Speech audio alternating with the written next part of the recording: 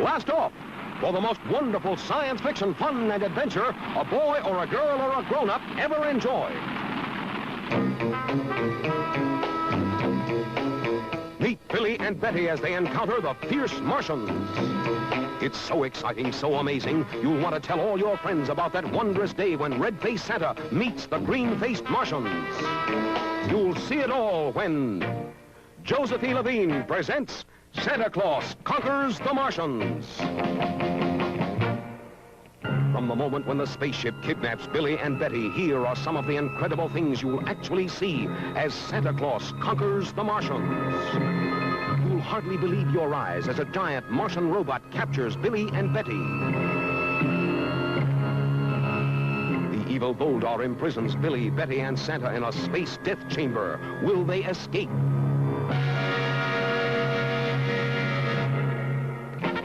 The people of Earth give the signal that sends their mighty Air Force into space to rescue Santa.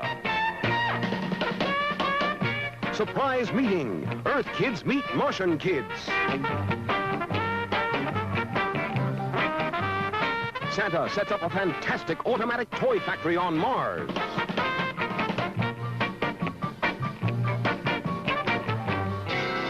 The Martian leader battles the wicked Voldar in a desperate effort to save Santa. The Wise Man of Mars. 900 years old. The Battle of the Toys, when Martian kids and Earth kids join Santa to battle the bad guys of Mars.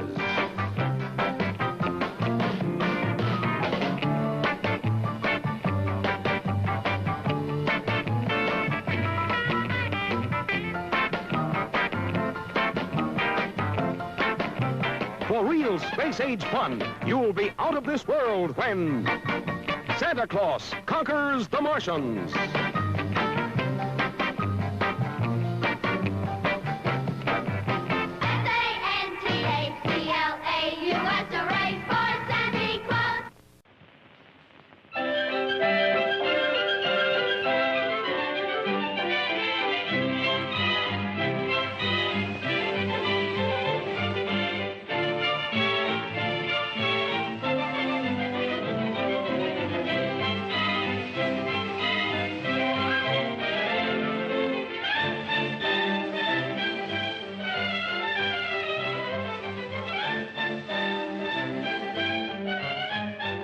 Morning.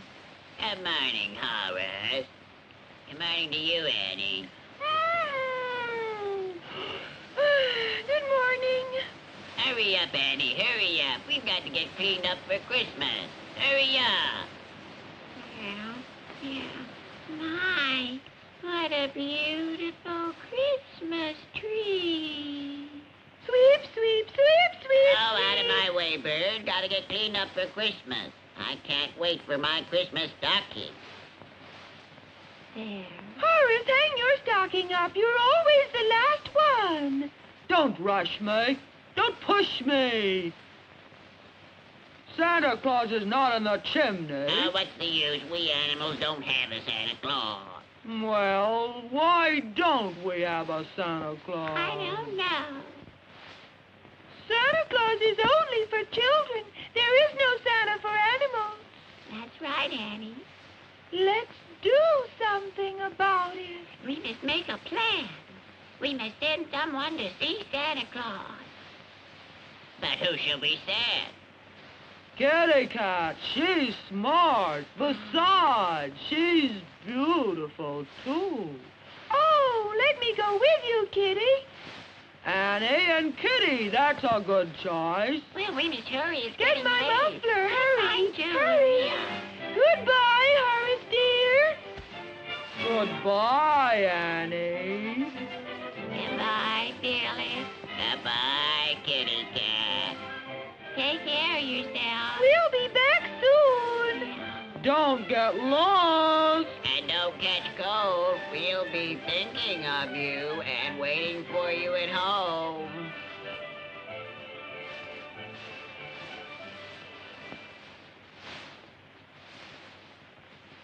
How big is Santa Claus anyway? Oh, very big, enormous. Oh, is our chimney big enough for him? Well, why don't you look inside and see? All right, I will. Well, how is it? Oh, it's kind of small way up on top. What shall we do about it? Well, I Oh, Felix, look out, the chimney's falling down, Felix, the chimney's falling down, oh, Felix.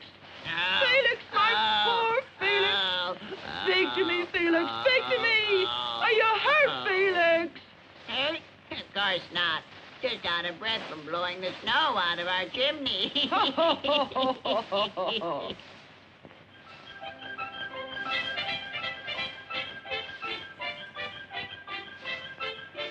I'm so tired. My paws ache. My whiskers are freezing. Is it much further? Courage, Kitty, courage. Be a brave cat. Do you see anything, Annie? Yes, yes. Oh, my. I'm so tired. My good meow. Is it much further? It's just past the iceberg. Felix, look at the time. It's getting late. Oh, where are they? Where are they? It's such a dark, cold night.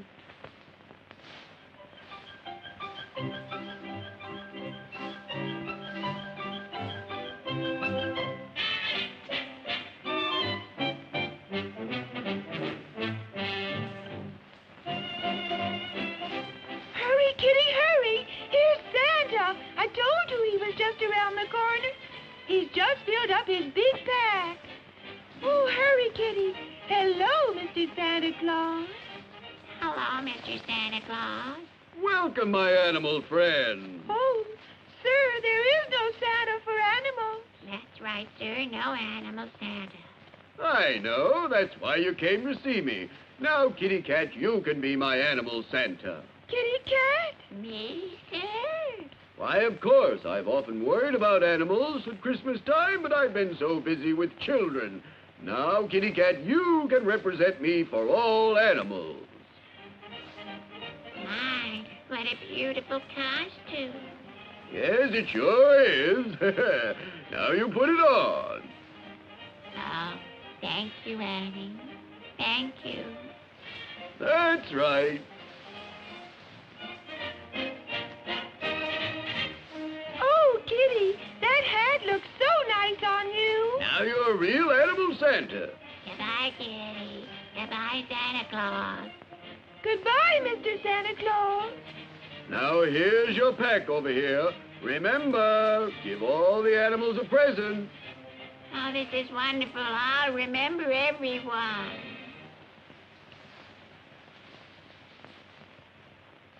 It's Annie. Oh, she's back. Oh, let them inside where it's warm. Sure, come Oh, on Annie, in. tell us all about Oh, it. where's Kitty Cat? Where is Kitty Cat, Come on Annie? in. Well, aren't you going to tell us, Annie? Well, Come on now, Annie, tell us. Tell us Well? all about it. Santa Claus is coming. You'll have your own Santa Claus.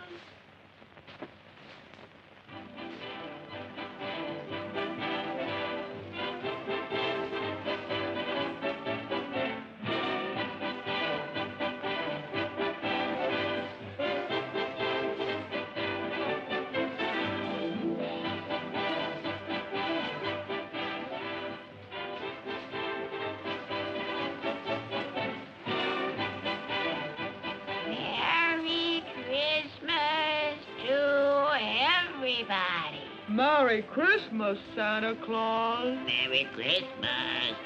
Here's a present for you, Annie. Thank you, Mr. Santa Claus. And one for you, Horace. Oh, thank you, Santa. And for you, Felix.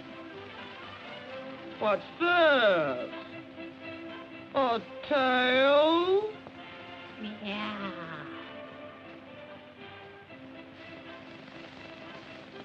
That's Kitty's tail. You're not Santa, you're Kitty Cat.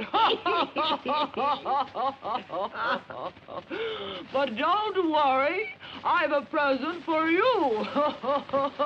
It's a mouse. Oh. No, Horace. Not on Christmas. Oh, no? No. Oh, my whiskers! Here, Mousy, here's a piece of cheese for you. And a Merry Christmas to you.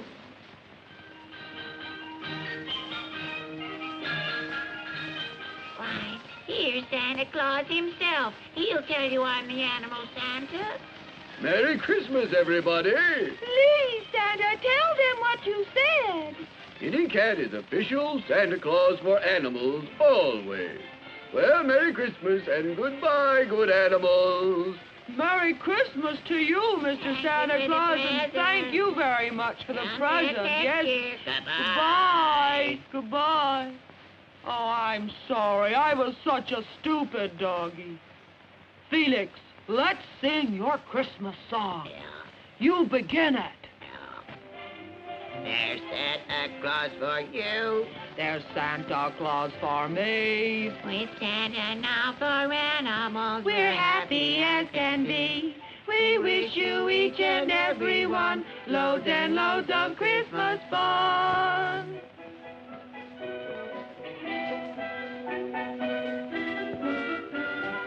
Merry Christmas. Happy. Party.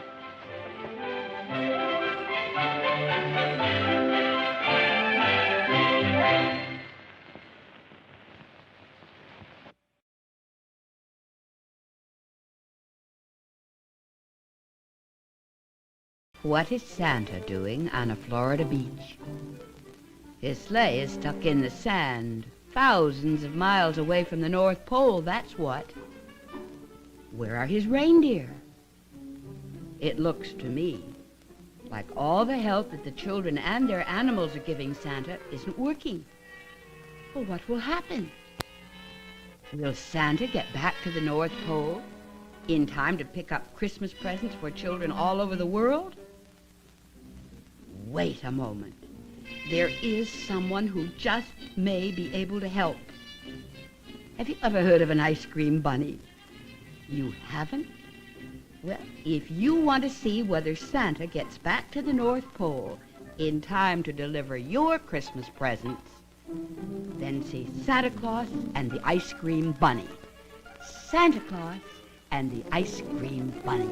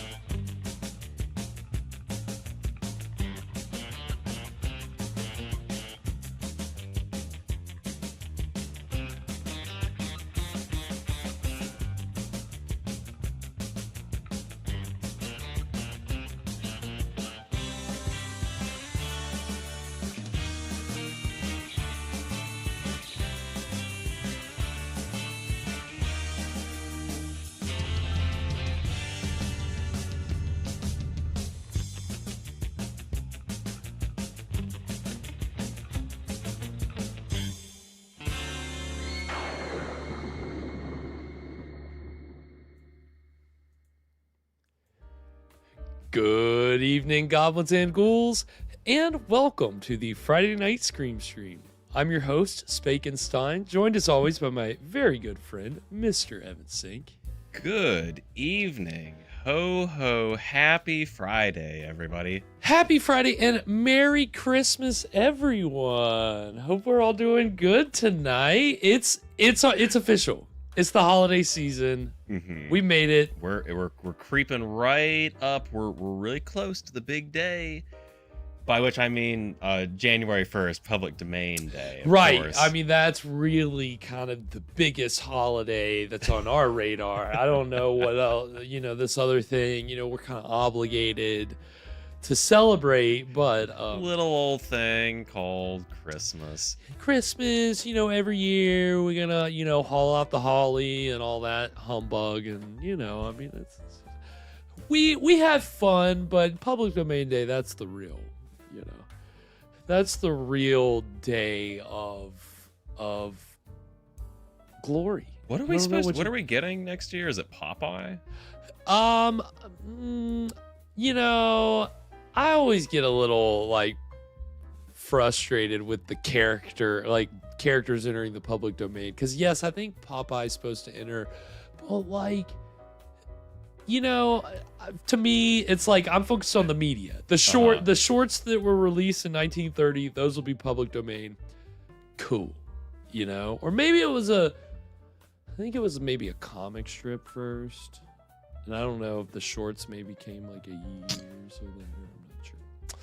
But yes, Popeye. I mean, there's gonna be a decent batch. It'll be interesting to see. But of course, we've got to get through Christmas, and you see. He found the button. I found the button. Both of our suits have this have a little bit of extra flair built in. I feel there's something in the suit. It doesn't it's like feel in a like pocket. It's like in a side. Wait. Oh, he found it. Okay, I found it. There it is. Ta-da! Look at us. We are lit right now, Evan. It's fantastic. Yeah, so we're in the mood, you know, to celebrate Christmas here, is because it's our Christmas episode. You know, I mean, I put it off long enough. You know, I waited until like maybe the last like 4 days, and I've been watching Christmas movies. Yeah. And finally getting into that Christmas spirit. Exactly. Drinking some eggnog. Yeah. And... What have you been watching? What's your go-to Christmas fix? Well, I kind of saved some of the bigger stuff for like Christmas Eve. Okay, right. So I've been kind of hitting more either things I know I'll watch again, like on Christmas Eve, or kind of trying to find new things that are like Christmas horror movies that maybe are good. Most of them, I'll be honest, haven't been very good. But I've tried. There was a slasher movie about a serial killer going around the streets of London killing people in Santa Claus costumes. Wait, him or the victims? The victims. Okay. Yeah. The killer's in like a weird like mask and killing these, but it felt like it was taking so long, and I was like, God, I gotta be like towards like the end of this movie at this point. And I think it's maybe like an hour and 20 something minutes. Like, okay, like I feel like it's wrapping up. I'd only made it through 30 minutes of the movie. And, so, and then my like internet was acting up, and then it wasn't playing, and so I gave up on it because of extenuating circumstances. But still, it wasn't enough. It wasn't keeping my interest enough to like, because I'm trying to find things I know I can add to the list. But then I did watch Curse of the Cat People, which is a very fun Christmas. You know, you wouldn't think it would be focused around Christmas time, but like it's kind of, we'll see. I think we'll talk about Curse of the Cat People tonight because it might have stuff in common with this movie. Okay. Because Curse of the Cat People is kind of a children's fantasy film on top of kind of having some horror kind of themes and overtones and things like that. Much like the short that we opened with. Yeah, didn't you guys love that, Santa in Animal Land?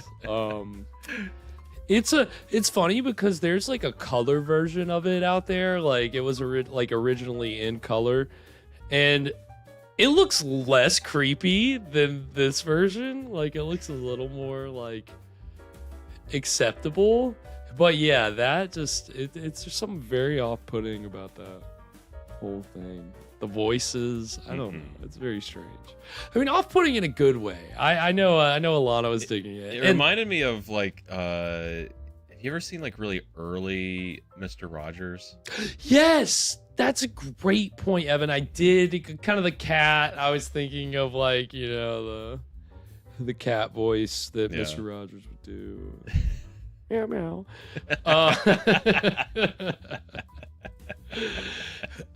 Yeah, so it was, yeah, I mean, anything with puppets. But I think that's the thing, and what we're going to kind of be talking about at large tonight. It's kind of how it seems a lot of times that media for children, especially older media for children, that was made for children, there's just something inherently creepy about it. And why, and, you know, how does it end up that way? I don't know. I think that's something we'll be able to dig into tonight, because tonight's movie is The Magic Christmas Tree, which is a 1964 fantasy children's film. And it's obviously, it's very low budget, and I guess the best way to sum up the plot is it's about a boy who is granted 3 wishes from a talking Christmas tree. And if I said anything else, I would be spoiling just some very bonkers details about the plot. Okay. It's fresh. I've never heard anything like that before. Well, just Wish granting Christmas tree. Right. Well, but that's the thing about this, like, stuff that was made for children, especially during like the 60s, 70s. You get some out there concepts. And, you know, that's not even like the most bonkers stuff. Like, even just the whole setup to the movie is just kind of bizarre for a children's film. But in the best way for us. And I think we're going to enjoy it a lot. This is what was referred to, where this movie was made for a very particular type of market, which we'll kind of talk about and get into tonight, which was called the kiddie matinee market, which was essentially movie theaters showing just blocks of like children's entertainment. And that was a whole kind of like business in the business unto itself. So we'll talk about that tonight, and we'll get into that. You know, this movie doesn't have any big names or anything. You know, it's very,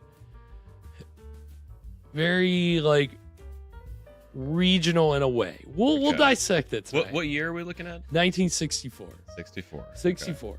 And you know, that's actually the same year as Santa Claus Conquers the Martians, which we have seen before. That was our most like newest, most recentest Christmas film that we watched. Last year during our Christmas special, we did another showing of Silent Night, Bloody Night around the Christmas special. But before that, and that was the first Christmas movie that we had seen, the first Christmas slasher. You know, fun, weird movie. And then the second movie was Santa Claus Conquers the Martians, which is also it was made for that same kiddie matinee market. And so use that. If you've seen Santa Claus Conquers the Martians and you haven't seen that, I think you'll be able to use this as a frame of reference up to a point. And then you're going to have to start using like Manos and just some of the more really off-kilter things that we've seen to try to pinpoint just what is going on here. So I think it's going to be a lot of fun. Speaking of fun, and really, you know, again, this is all about providing the holiday cheer. If you haven't got it, you know, we're trying to bring that tonight. And what better way to do that than our good friend, Mr. Evan Sink, bringing us a delicious cocktail to pair with the evening's film in a little segment which he calls... What were you drinking? And what are we going to be drinking with this Christmas film tonight, Evan? So, if you've been following along, you'll know that this season we are revisiting some old recipes. We're doing some redos, some retries on some ones that, you know, maybe didn't quite meet expectations the first time around. And back in, it was 2 years ago, for whatever we were watching, our 2023 Christmas episide. I think that was Santa Claus Conquers the Martians. Okay. Yeah, okay. So yeah, it was that night we made some mulled wine to go with the movie, and it was the first time I had ever made mulled wine, and it was fine. It wasn't as good as I really had hoped it was. You were like really looking for a very Christmassy. Yeah, because I really like mulled wine. It is nothing like, even more than like apple cider or hot cocoa, like just something to really put you in like a holiday state of mind. For me, it's mulled wine. And here lately, I've been, or I guess really ever since that night, I've wanted to take another shot at making it, and I've been kind of waiting and looking for a better recipe than, because the first time I did it, it wasn't my recipe. I just used one I found on the internet. Right. And I experienced some what I'm calling Christmas magic this week, and I'm so glad to be able to share it with everyone here on the stream. So last week I was at a Christmas party for work. It was at a place at like an event center. Pretty nice, deal. It had a cash bar. And so I went up to the bar. Wasn't quite sure what I was. I was kind of looking up and down, like what was on the shelf. What my wheels were turning. Like, what could we make with what's here? And while I'm kind of deliberating, the lovely young lady working the bar, whose name is Anna, she said, "Well, I've got some mulled wine. Would you like some mulled wine?" And I said, "Yeah, I love some mulled wine." You read my mind. And it was so good. And I've been thinking about it since that night.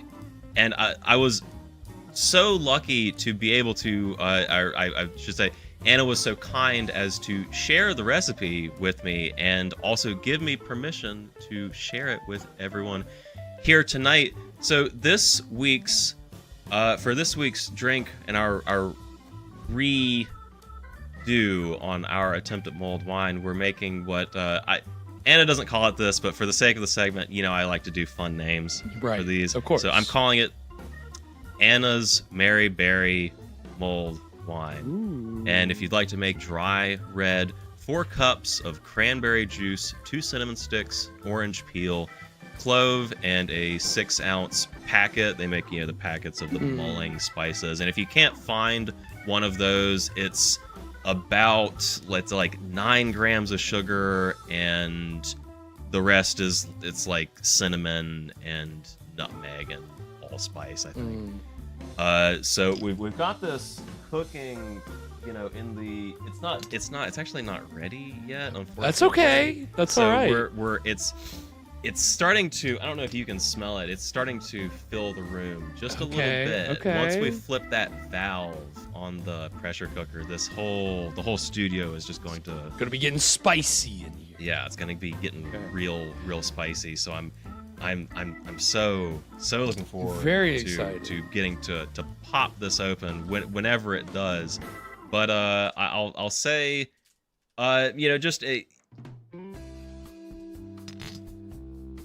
just in preparation for that moment and to keep the show going, just a big thank you to Anna Cooksey for sharing your recipe with us. So kind of you, and just so serendipitous, right? Talk about being in the right place at the right time. I was thinking about, the other thing I've been thinking about, other than, damn, that was some really good mulled wine she made, was I didn't see it. And if she didn't say anything, I never would have. Never would have known. If I had been just a tiny bit less indecisive when I went up to the bar, or if I had just said, I don't really feel like getting a drink at the party tonight, never would have got it. Wow. And it would have been my loss. Would have been my loss. Wow.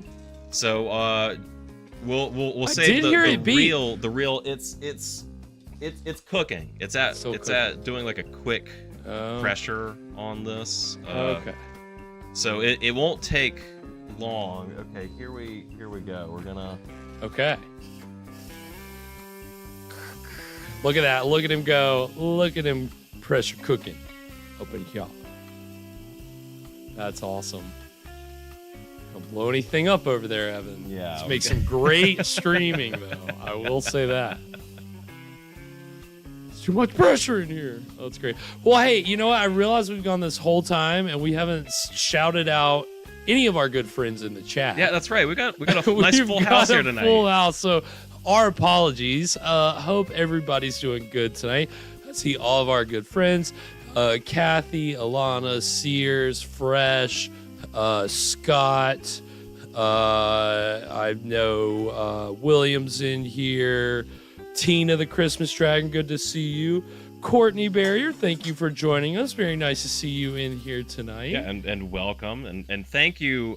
Courtney was my go-between. Courtney knows Anna and was kind enough to facilitate that. Okay. So, yeah, thank you for helping to make this happen. And Evan, you're right. That smell, just when you did that, like it filled. When he said filled the room, Yep. he wasn't lying. My I'm getting nostrils. spices. I'm getting wine, just all up in my sinuses. Yeah. Talk about mulling it over fresh. Hard not to be mulling it over in this room right now. My goodness. I don't remember you doing all this last time in the pressure cooker. Did you do it in a pressure cooker?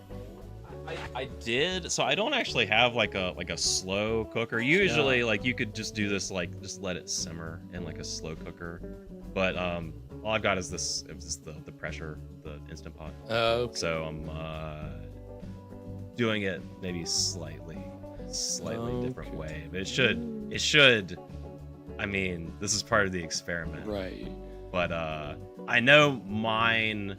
I've been hyping this up. Like it's gonna be like I can't wait to try Anna's wine, but she's not making it. I'm right, making you're it, so making it. It's not gonna be quite as good. Right, it's all. Don't you hate it? It's that Yeah. way, you know. Your own cooking's never quite as good as somebody else's. But yes, I'm very excited for this. And I missed James and Tom O. I hope y'all are doing very good tonight as well. I hope everybody's, braving the elements. I know maybe where some of you were at, the weather's kind of crazy. So I hope you're all staying safe and staying warm. It's kind of warm where we're at, and it's going to be warm for Christmas. So that's kind of I can't say anything about it. I definitely can't complain. It'll be kind of nice.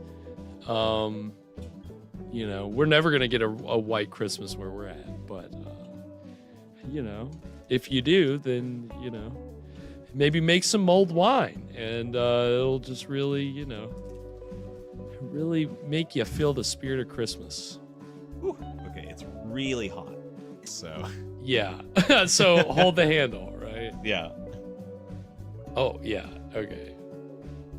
It's really hot. Yep, very hot. Okay. So incredibly hot. It burns. It does burn. It is very hot. Definitely gonna need to let this cool for a moment. I think, especially in this copper mug. I don't want to be scalding myself. Yeah, we'll have to let this cool. Because I don't know. I hope it didn't get too hot, but.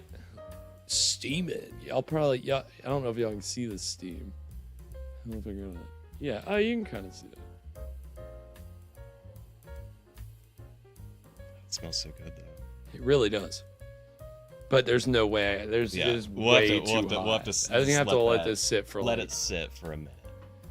5 to 10. But it smells delicious. But just cheers, everyone. Even though we're not gonna, it's too hot to drink, but it's to keep the show going. Thank you, Anna. Thank you. I forgot to mention, this isn't just Anna sharing her secrets. This is Anna sharing her family recipe. So thank you to the Cooksey family. Big time. Shout out. My goodness.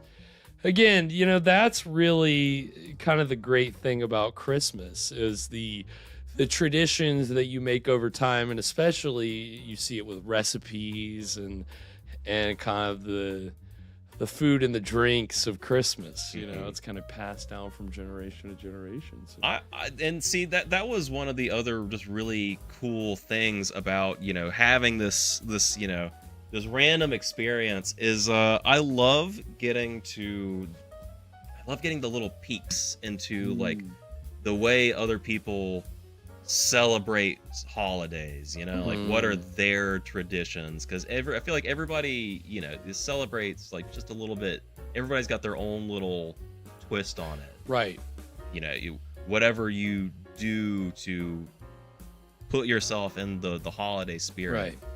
And you know what? Hey, share that in the chat. What is it that you like to do for what do you do to get in the holiday spirit? What's your go-to? I've got these I like to make like melted chocolate, like pretzels and crackers and you know, those kind of like little holiday treats. Okay. Because growing up, that's, you know, that's what It's always like what you have when you're growing up. It's like what my mom would do. As I was talking to Evan about before we went on, you know, for me, and especially the night that we do our Christmas show, it's getting grandma candies and getting a nice collection. And I've got a very nice assortment here in my.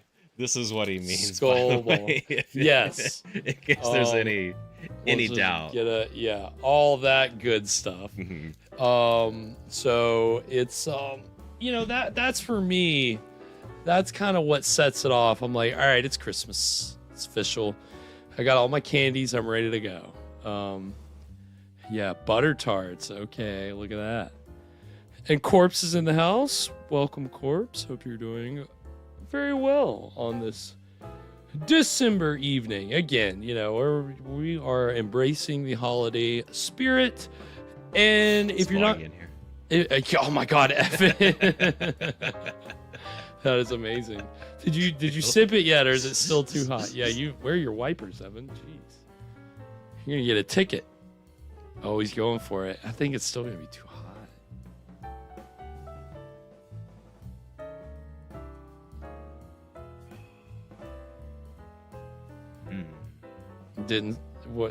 What's the verdict, or do you want a couple more sips to? I mean, I'll let you, you know, I'll let you draw your own, make your own opinions. Is it like it's not gonna burn me, is it? Sip it like you'd sip it like coffee. Exactly. Little sips. Little sips.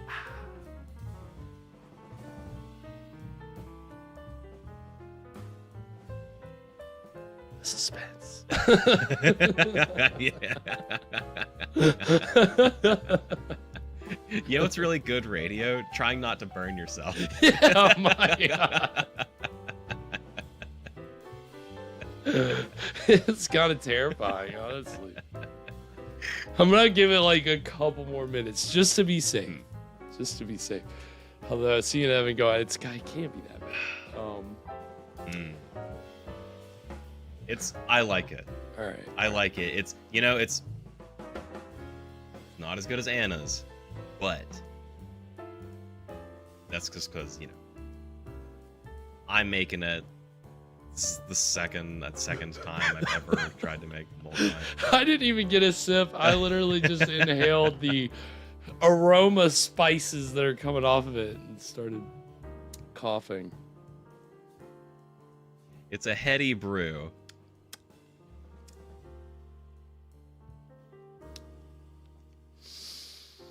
Okay, I like that. That's very, there's a lot of feeling in there, you know, if that makes any sense. Yeah.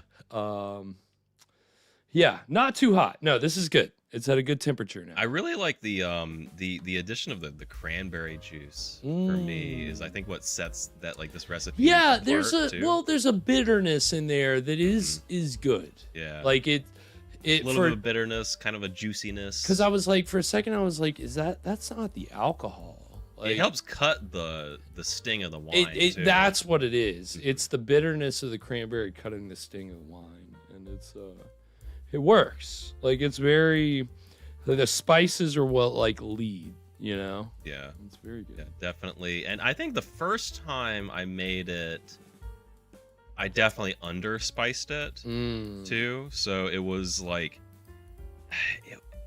that recipe. I don't know too. It was like it called for it was like a dry red and a bunch of brandy. It was just not a very sweet recipe. Whereas this one leans a little sweeter, I think. It does. It's very balanced. It's not like too sweet. It's not too spicy. It's just all. Well, we've talked about balancing your S's on this segment before. Your spirit, your sweet, and your sour. But I guess in this case it would be more like your sweet, your sour, and your spices. Okay. Yes. Spot on. Well, yeah, no, this is great. I think it's going to pair perfectly with the film, which, again, tonight's going to get us all in the Christmas spirit. If you're not there, you're going to be there by the end of tonight. We are super excited for I've never seen this film, but just in doing the research and getting this show together, I can tell you that I think we're in for a very strange experience tonight. And again, it came out the same year as Santa Claus Conquers the Martians. It's a pretty good reference point. The same year as Rudolph the Red-Nosed Reindeer, too. Okay. So wow. let's also use that. Big year for Christmas. Really, seriously, like in doing the research, looking at like just the filmography of Christmas movies, this was kind of the year that it went to the next level in terms of just being cranked out like pretty regularly. Okay. What was Rudolph the first of all of those? Of the claymation, Yeah. Okay. That was the first. So that set those off, and then there were just again, we're gonna talk about kind of this whole like children's like film genre, and just kind of especially like the low budget market that was around that, because that's how you get horror movie producers making children's films. So that's all of our favorite things. So was Rudolph secretly a horror film? Yeah, you didn't see the first draft of the script, but actually, to be honest, I think as a kid, the Bumble like freaked me out a little bit. Yeah, I think that's always kind of that could be like viewed as some gateway horror for sure. Like as a kid, your introduction to monsters but it works out. Yeah, he becomes out. a nice monster. He's a good monster. He's just still good. Like, okay, well, just stay over there. Again, like watching like those kind of like, again, like the old horror movies that Frankenstein, Dracula, all that from a young age. That's always the feeling that I walked away with. It's like, it's really not like a bad guy. Like he's just kind of a victim of circumstance. Like, the monster's really, give him a break. Maybe he'll be helpful, Yeah. So, so this is, I'm very excited to see what we think of this. Is this going to be a perennial Christmas classic? Is this going to be? Yeah, maybe it is. Maybe it is. This isn't a very well-known movie, is it? No, and we'll talk about that too. Kind of, just how it was common for films like this to just kind of disappear, and why we have this one around, but also like why it's still kind of obscure to this day. So it's going to be a lot of fun. Yeah, who knows? This could be a hidden gem. This could be this could be your new Christmas regular, the one you go to get into the Christmas spirit. And it's just an hour, so economical. Yeah, like all these good. Aren't the claymation one, the Rankin and Bass ones, those are usually pretty short, right? Yeah, I mean those are for television. Yeah, like, so like under an hour, right? Yeah, under an hour. So I mean very streamlined. I like that. Yeah, good efficient Christmas movie. Right. So anything before we get into it, Evan? I'll just say all I want for Christmas is more mulled wine. Cheers. On that note, without further ado, we're going to go ahead and get into the exciting beginning of the Magic Christmas Tree right now.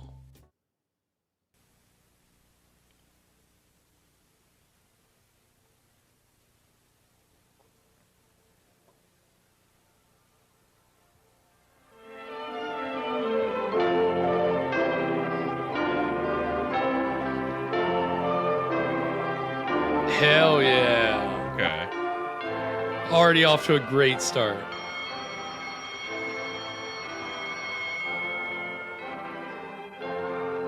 So, Garrett, my eyesight is not very good, but could you tell me, do your neighbors have ghosts in their nativity scene? They might. Wouldn't shock me. That's what it looks like. Oh, look over there. There's one. Check Let's that grab it. Well, I wonder what kind of sandwich I have today. Probably meatloaf. How do you know? Because that's what we had for dinner last night. Meatloaf sandwich? Guess what mine is, fellas? Baloney. Oh, how'd you guys know? How long you been eating lunch with Tommy and me, Dave? I don't know. About a year, I guess. Well, every day for a year now, you've had a bologna sandwich in your lunch. That's how we know. Wow, Mine's way to cheese. I'll trade you my bologna pick on him for for your no good cheese. reason. Are you crazy or something? Oh, I thought so. Meatloaf. Here, Dave, I'll trade you. Oh, boy, gimme. Wait a minute. What? Every day for a year, you've had a banana in your lunch, too. Yeah, I got one today. So what? Well, a meatloaf sandwich is worth more than a bologna sandwich. You gotta throw in the banana, too. Wow, the economics of Well, the schoolyard in well, the 60s. all right.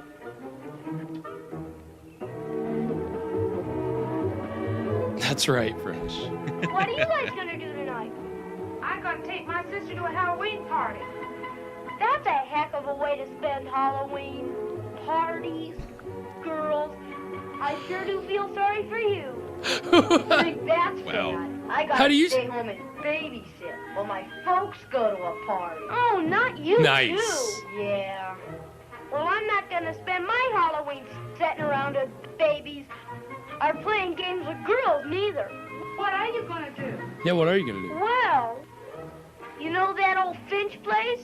You mean the one that everybody says is haunted? Ooh, he's badass. He's going to go break in the haunted And house. I'm going out there tonight. Tonight? You're crazy. I wouldn't go to that old place for $1 million. Well, I'm not afraid. I'm going. What about I wouldn't go there for $1 million bologna witch? sandwiches. Oh, she's no What witch. about She's just a the crazy witch? old woman. My dad said so. Well, you can say what you want, but I say she's a witch. Okay, prove it. Well, she looks like a witch. Always dressed in black, and with that long, scraggly hair, and a big nose, and all hunched over, like in storybook. Oh, Hey, wait a second, I'm he's not just afraid describing of her, me. even if she is a witch. Besides, my dad says there isn't any such thing as a witch. Well, I don't think you should go alone. Well, I wasn't gonna until you guys chickened out. I ain't chickened. Me neither. All right, then. How about you guys going home with me after school? We can take the long way home. What long way? Out Elm Street.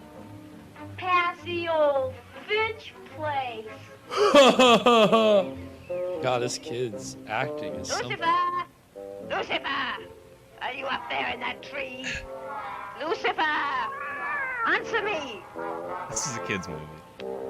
A Christmas kids movie. A Christmas kids movie. Lucifer! With Lucifer the cat. Oh, the 60s.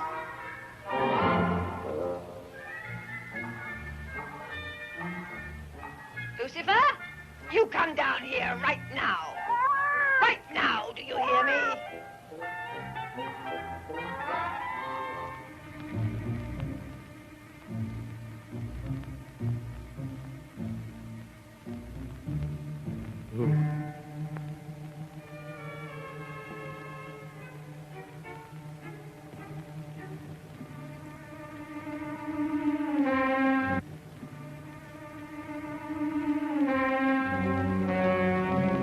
Lucifer, I warn you. happened last time you disobeyed me. Now, you come down here and meet me. Punish your cat for climbing a tree. There's more than one way to get you down out of that tree. You know what they say. There's more than one way to skin a cat out of a tree. What was that? Come on, you guys, quit hanging back. I'm not. I got a lock in my shoe. Well, then take it out.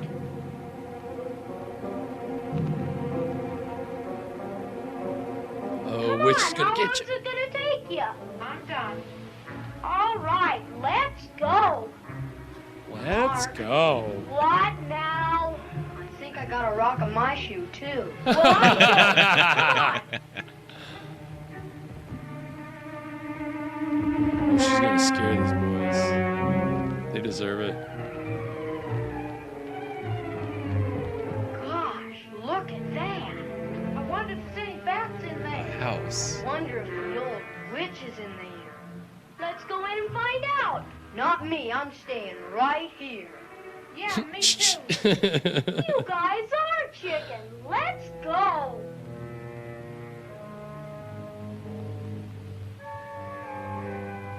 Was it really Alana?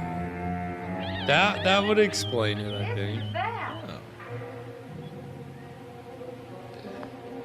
I mean, a lot of these kiddie matinee films can draw from fairy tales. You guys can if you want to. I'm gonna get a closer look at this haunted house. You aren't going into the yard, are you?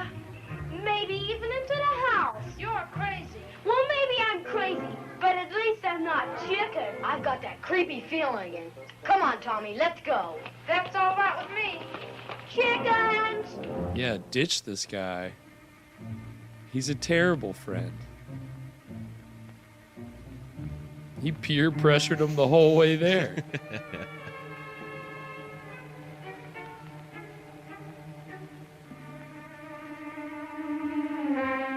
Gotcha, boy.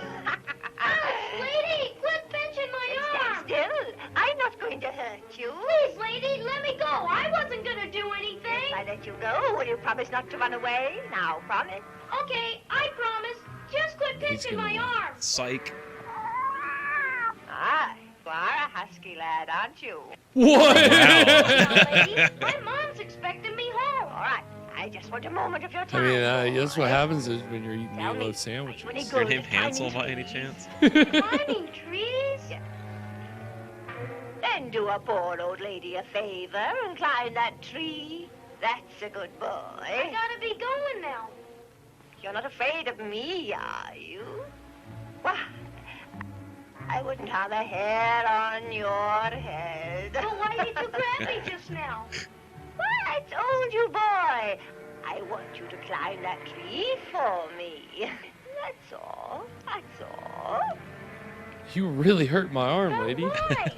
Why, bless my soul, you don't know, Climb do that tree you? and throw the What cat is that? down.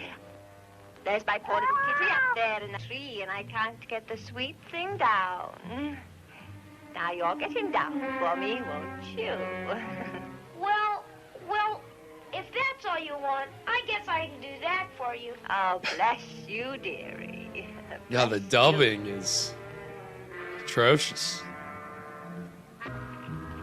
So you won't come down, Lucifer? I think you will now. I think you will now. You're Captain Even the dubbing on the cat. friendly, lady.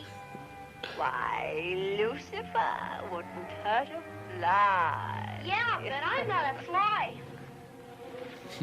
I'm not a fly, I'm a husky boy. Oh yeah, Lucifer loves husky boys.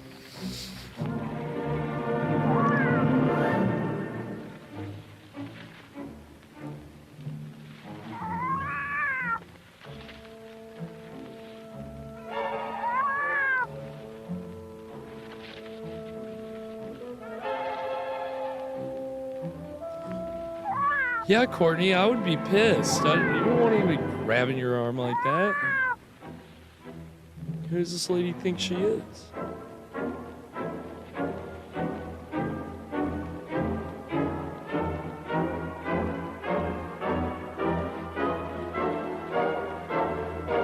John in the house. Welcome, John.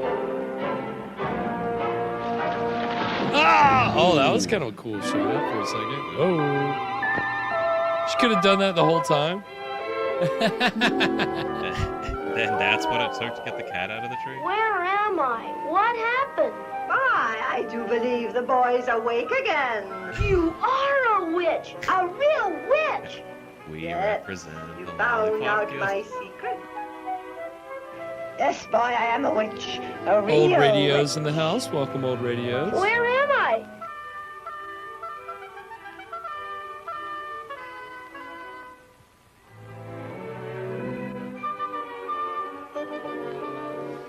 This Yeah, doesn't Lana, look I like thought the about same having a place. Wizard of What Oz have you trailer done at to some point Time to in you, the boy. proceedings tonight. And Remember? You went It's out like I that can't do tree that to get to old Alana. Lucifer down. And the next thing I know, And if I you come were to do that, tumbling I'd give you down a flat warning smack before on the you- ground. Don't worry. Oh, yes. I do remember falling after your mean old cat tried to scratch me. I don't Kid, know you've what been kind of unconscious spell so you put long on they me, invented but color it's time for me movies. to go home, and you'd better let me go. All in good time, boy. First, you must have a reward for helping an old lady. I don't want any reward. Besides, I didn't get your old cat down out of the tree anyway. Ah, but you did. You see, when you fell out of the tree, old Lucifer laughed so hard, he came down all by himself. I just want to go home, lady. What's your hurry, boy? Just click your heels You're not together. afraid of me, are you? I'm not afraid of you. Good, then we'll get right down to business. Come There's a here, butt boy. But you said you weren't afraid of me. I'm not. Now, hold out your hand. Come on, hold it out. This little boy has done a good deed for this old lady who was in need. Oh, magic power, both far and near. Let this boy's reward now appear. Rimbum, arenum, oh. That wasn't anything, right, Evan? That was just nonsense. I didn't really. The old school version of a ring pop, I guess. Now listen, this is a magic ring. Magic? Yes. Within that ring is a secret compartment. And within that compartment is a magic seed. If you plant this seed beneath the wishbone of a Thanksgiving turkey in the dark of the moon, a magic tree will grow.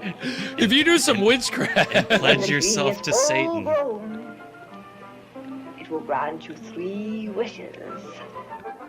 But Ooh. I don't understand all this. Don't try to understand. Just follow instructions. Now listen. When the tree is full grown, you must stand before it. Place this ring on your finger. Turn it around. Rimbum, carinum, oh. I'm not going to remember all that. Whatever you wish for will come true. Gosh. But remember, you Can you only write have it down 3 for me? wishes. So think very carefully before you wish. Yes, ma'am. Now you may go. Can I ask you something? Of course. Why have you given me such a fine reward? I thought all witches were Well, if I were doing mean all and this from a wicked. master shot, we haven't cut him from a close up in minutes. Oh, gosh. you're right. Oh. Well, can I ask you something else? Of course. How come all this is so changed since I fell out of the tree? It hasn't changed at all. It's the same as it's always been. You see only what you want to see. Now, you and your friends came here expecting to see a spooky, ugly old house. So that's what you saw. If you think ugly, you see ugly. If you think beautiful, you see beautiful things. Okay, all right, I can Does get that work behind with that. people, too? Indeed it does. Do you think beautiful This is some things witchy about your thinking mother? right here. I'm all for it. And is she beautiful? Well, he Gee, yes, clearly sees she's her real more as a pretty. witch because she's Always ever remember since he that. woke up. And you will have the most Been looking more powerful witchy. magic of all working for you. But he seemed But like now he I was go worse see off Lisa, beforehand. and He it's time seems for you to go things, home. you know, So goodbye, boy. like he, Goodbye. you know, and he was so mean to his friends the whole time. Now Yeah. he's like, His Grinch heart has Goodbye, grown Em. 3 sizes. he woke Be a up. real Yeah. witch. He I saw must be the light. dreaming. He hit his head and it cured his color blindness. I get the Nice. wishbone. Well, you'll take what I give you. Dad, Jeez. Henry, give him the wishbone. That's all he's talked about since I began to cook the turkey. You'll take what you Okay, get and you'll one like it. wishbone coming up for Mart. And what would you like? May I have the drumstick? So the actor playing the father is our director, Richard C. Parrish. And we'll see more of the father later on.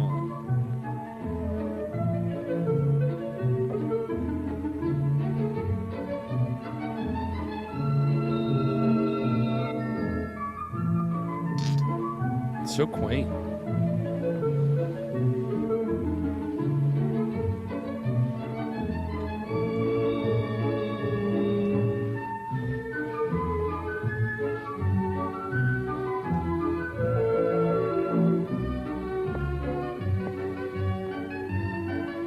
Well, clearly Fresh, the dad was going to decide what everybody got.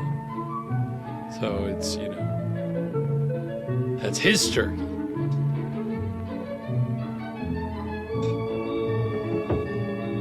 When you go to work and you pay the bills, you can decide what piece of the turkey. Come on, Ichabod, wake up.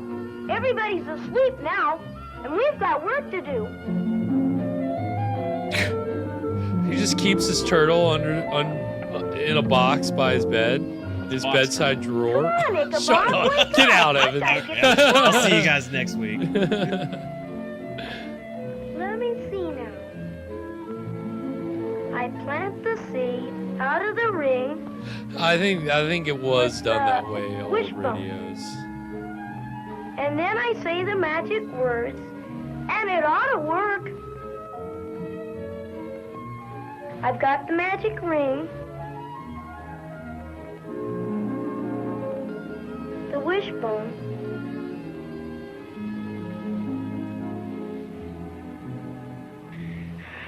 well, here goes.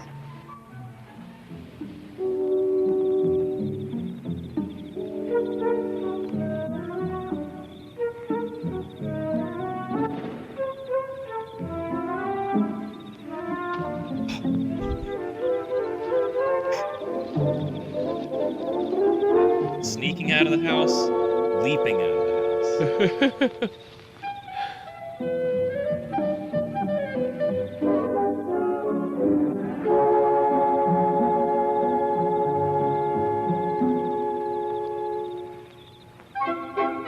Yeah, Fresh. It was like every sports team. It's like some kind of collective. I'm rooting for everybody, so I'm guaranteed to win.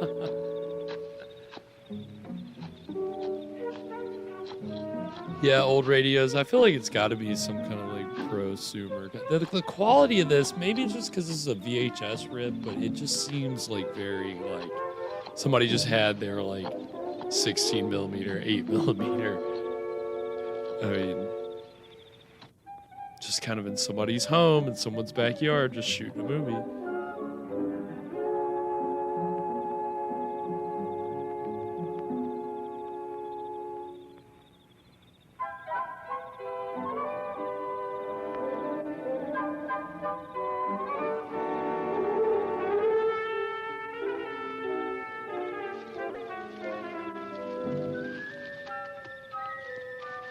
You think there was ever like a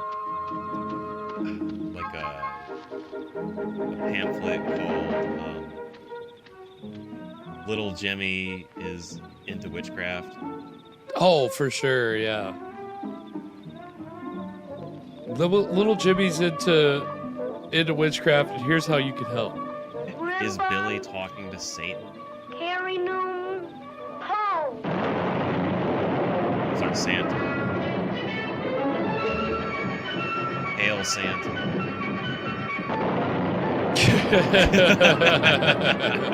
Wow. There it is.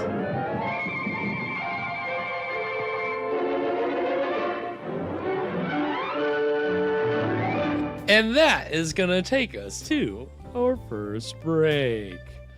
Well, we're a third of the way through the Magic Christmas Tree. What are we thinking so far, Evan? I'm enjoying it so far. This has been a fun little kid movie. It's moving right along, right?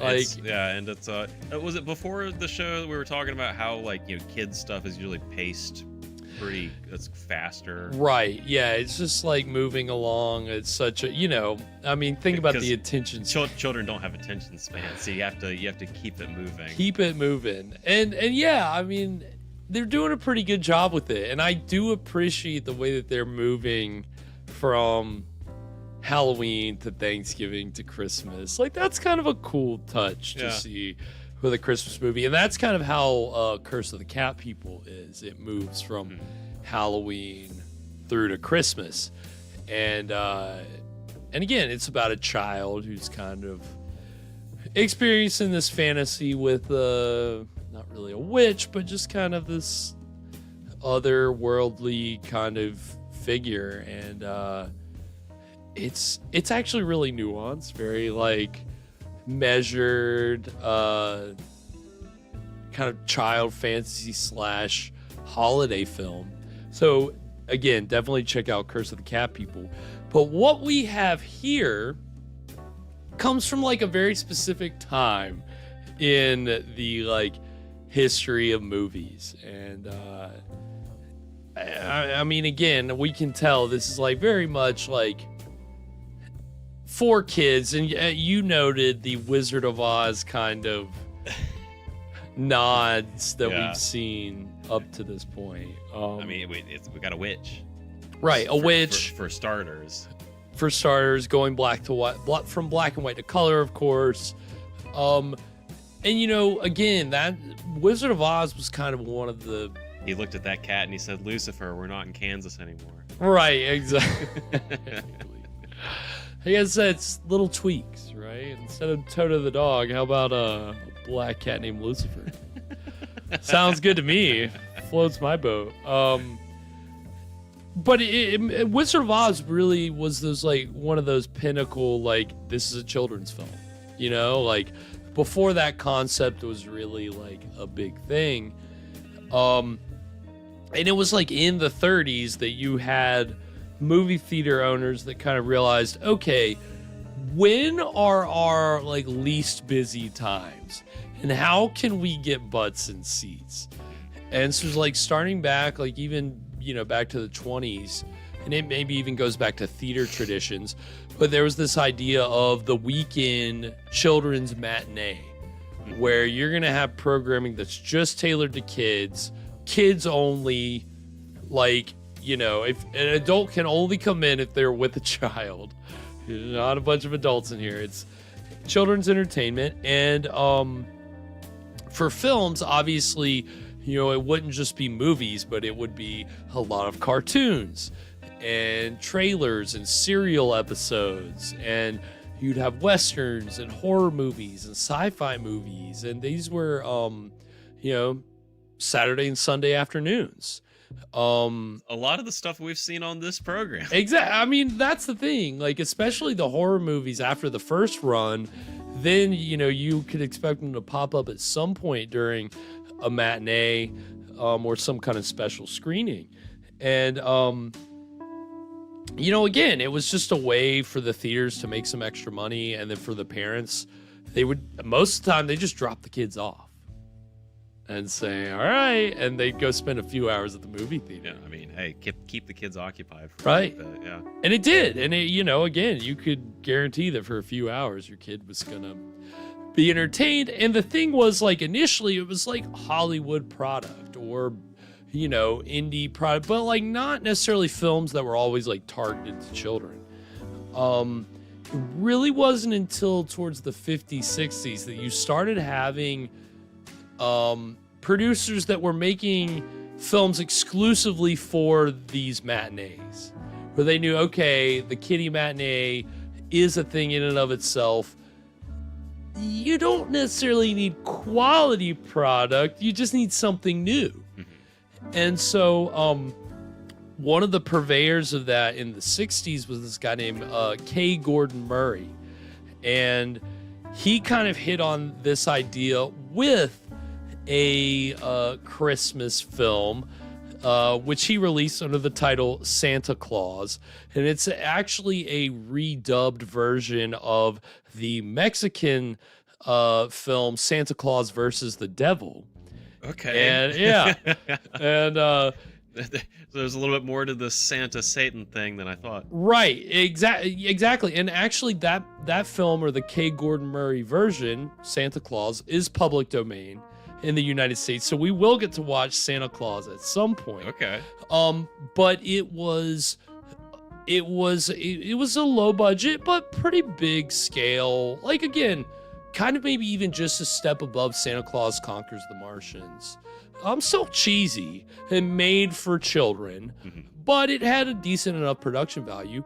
And K. Gordon Murray, like, again, producers, low budget producers, exploitation producers already knew, okay, I can purchase a foreign film, dub it, and then release it, and, you know, minimal work, good return.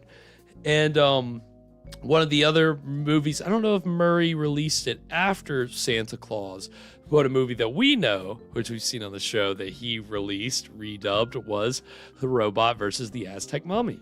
Oh, yeah. So that was, yeah. And remember, that had like a horror kids club, like Seal. That was K. Gordon Murray, again, kind of tailoring it for the children's matinee market. I mean, that's the thing. That's where it played. So that's the thing. He was one of these low budget producers who figured out, okay, I can just dub it and buy somebody else's movie. But then you had like other exploitation filmmakers who were like, okay, I can make a movie in 6 days on a minimal set. We'll just come up with some knockoff of a fairy tale story, and we'll make a quick buck. And there's a very good reason why they made a quick buck, which we'll talk about after the break. So the first trailer we're going to see is for Santa Claus. The second trailer that we're going to see is for a, which again, I say exploitation filmmakers because I talked about how horror filmmakers worked in this subgenre. So one of those was the godfather of gore himself, Herschel Gordon Lewis, who did Blood Feast and Color Me Blood Red and the Gore, all these, like bloody, like, and he did nudie cutie films, but he also, of course, he dabbled in the kiddie matinee market. Of course. And so he did 2 films. We're going to see the trailer for one, Jimmy the Boy Wonder. And it's very absurd looking, very cheap. It was released the same year, maybe the year after tonight's film. So I think it kind of is a nice parallel to kind of see where things were at. And we will have one more trailer. And it is for a Wizard of Oz movie, but don't worry, there's no there's no it's not an actual Wizard of Oz. There's no Munchkins, so you have nothing to worry about. It's entitled Wonderful Land of Oz, and it is very low budget. Like, it's just people in masks just kind of like wandering around this really bad set, and it just, I don't know. It's again, the tin foil man and the cowardly house right cat. They're a little bit better than that, but like it's costumes that were rented at a costume shop. Like, that's the level that we're working with here. And that came out 1969, and that's kind of towards the tail end, which we'll kind of talk about the rise and fall after the break. But so these 3 trailers, you're going to kind of see kind of this, really from 1960 to 1970, you kind of had exploitation and low budget filmmakers who realized this was an untapped market. Like horror films for, the studios weren't making a bunch of horror films. So if we can churn one out in a few days, the theaters, they need a horror film, boom. So this worked the same way. Children needed some new material that wasn't, a re-release of the third time of Wizard of Oz. You know, let's get a new Wizard of Oz movie and we can film it for $10,000 in 3 days, and it'll be just as good because it's new. It's like how streaming is nowadays, honestly. Yeah, I mean, I guess, you know, doing reboots, there's always so many reboots. Right. And, especially children's programs. Well, and valuable IP, right? Recognizable IP. That's the other big thing, too. So it's interesting. We'll get into this more. And then, of course, we'll continue on our journey into the wondrous world of the magic Christmas tree. So enjoy these 3 kiddie matinee trailers, and then when we come back, we'll get into the exciting middle of the magic Christmas tree. So stick around. We will be right back.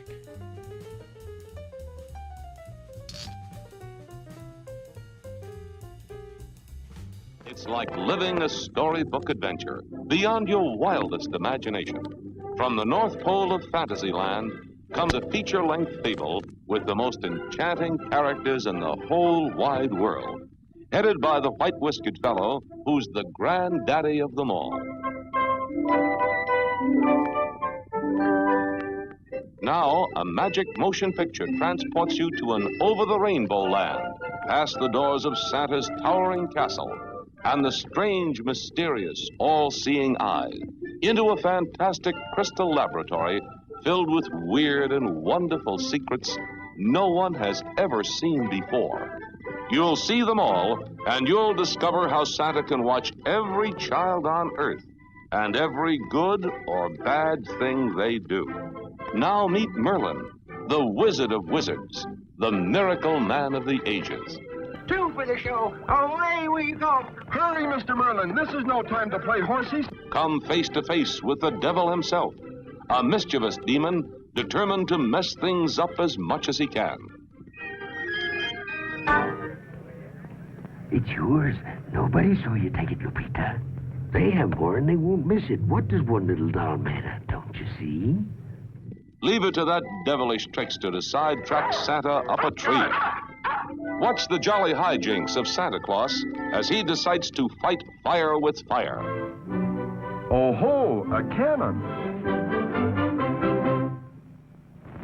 Ouch! Oh! Oh! You won't want to miss the entertainment wonder of the ages, the treat of a lifetime for anyone who has ever believed there really is a Santa Claus. It's almost day, and Santa Claus hasn't come.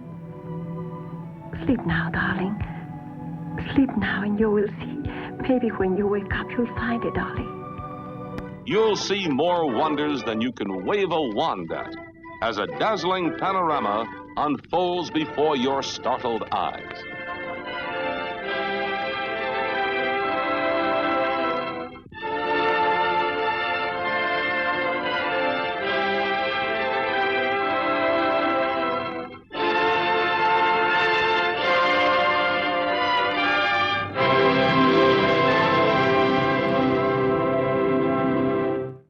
Saturday and Sunday matinee only at a theater near you. Jimmy the Boy Wonder. It's the new fun picture with more surprises than you've ever seen before. Jimmy stops time, and nothing can happen until he starts it again. Together with Aurora, the astronomer's daughter, he travels all the way to World's End to get time started again. Jimmy has to escape from some green Indians, and you'll never guess how he does it. But nothing's too tough for Jimmy the Boy Wonder. You'll meet some fabulous cartoon characters, too, like the Captain of the Cats. I must fetch my faithful Steve Rococo. He can carry us both on our journey. Then there's Rococo the horse, whose skull is a foot thick. They went over this way. No, it's that way. Maybe it was this way. Something's always going on. In the picture they're all talking about, Jimmy the Boy Wonder. There's the evil Mr. Fig, who doesn't want time to start again. Mr. Fig has a big bag of tricks, but he's no match for Jimmy the Boy Wonder. The whole family will enjoy this colorful combination of live action and animation. Can anybody get into this much trouble and still make everything work out at the end? Not just anybody. There's one person who can. Jimmy the Boy Wonder. Come on now. Don't miss it. Well, how'd you like to meet a purple cow with 4 big horns a going from her brow? Well, you can in the land of Oz. Come with us to the wonderful land of Oz, where pumpkinheads, scarecrows, and tin men talk, dance, and sing, where highly magnified wogglebugs live and witches cast their spells, where an enchanted little boy has a magical adventure. It's all new, never before shown anywhere. Well, you can take my hand. So many thrills, you'll be Ozified in the wonderful land of Oz.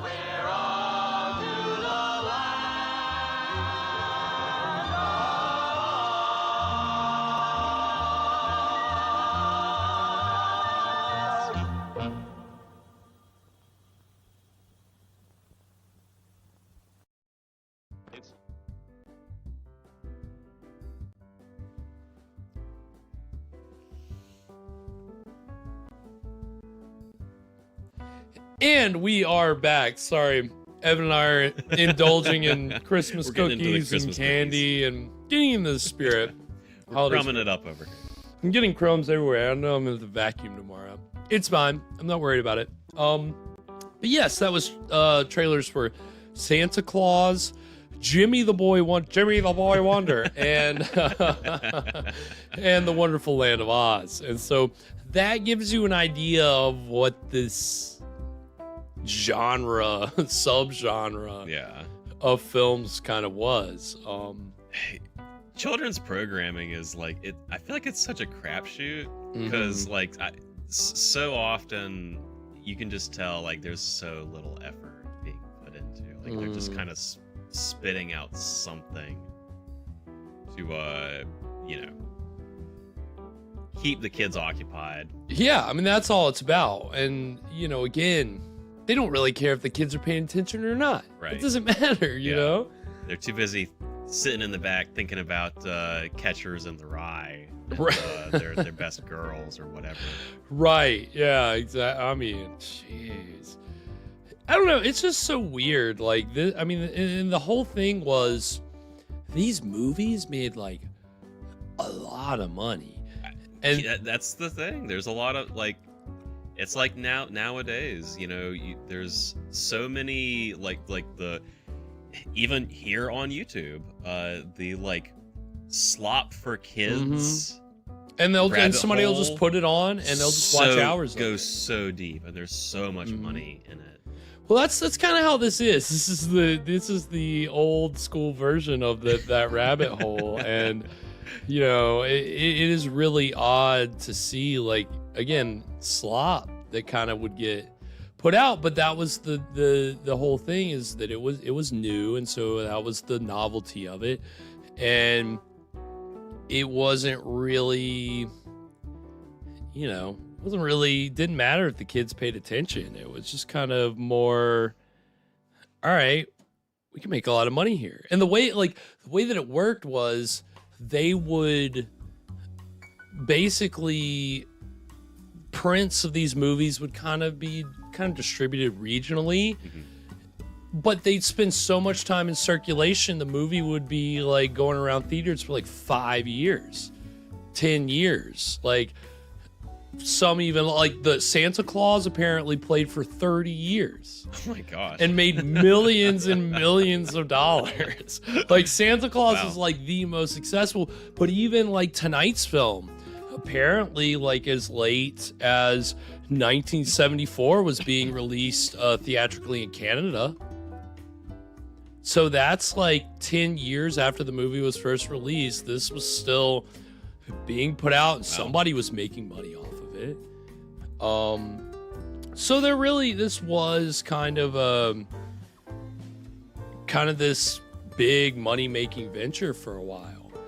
And of course, you know, it died out by the 70s, mid 70s. The rise of the blockbusters, the, you know, kind of indies were on the skids, you know, the rise of the Cineplex, all these different things kind of killed the kiddie matinee. So they killed this kind of, and it more went to television, you know, being able to kind of put together something. Right. It comes down to the parents, right? If you don't have to drive your kid to the theater, you can just sit them down in front of the TV. Exactly. I think that was really the big thing too. I think, you know, and obviously parents probably less and less want to just leave their kids unsupervised at the movie theater. Can understand that. Yeah. What could go wrong? What could go wrong? But I don't know. It's strange. I mean, this is, you know, this is not the only like holiday kiddie matinee. Obviously, we've seen Santa Claus Conquers the Martians, Santa Claus and the Ice Cream Bunny. I believe that's also public domain. So we'll get to see a few more of these. But you know, they're just all kind of very strange. Tonight's film has been no exception. It's been pretty good. For a quick recap, what is our boy's name? Mark. Boy. We'll call him Boy. Husky Boy. Husky Boy. Our protagonist, Husky Boy, has I don't know, befriended kind of a witch who has given him a magic seed for a Christmas tree that will grant him 3 wishes. And but he had to wait to get the wishbone from the Thanksgiving turkey. Right. So he did that. He planted the wishbone. He got the wishbone, planted the seed under the wishbone, and the tree has sprouted. That's where we left off. So we'll see. See just what kind of wishes Mark's gonna. Christmas wish. Mm-hmm. Who knows?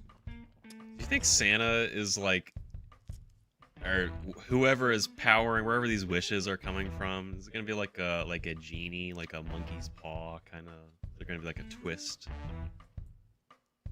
I don't know if there will be a twist, but I do believe that the tree is supposed to kind of be like a kind of a genie type of figure. So I think we'll see that. Yeah, I think anything else before we get into it, Evan? So you know, we were watching that trailer earlier for the new Wizard of Oz, and it just like got me thinking, if you were gonna remake, I mean, I guess Wicked is popular now, kind of in the Oz big time, the Oz realm.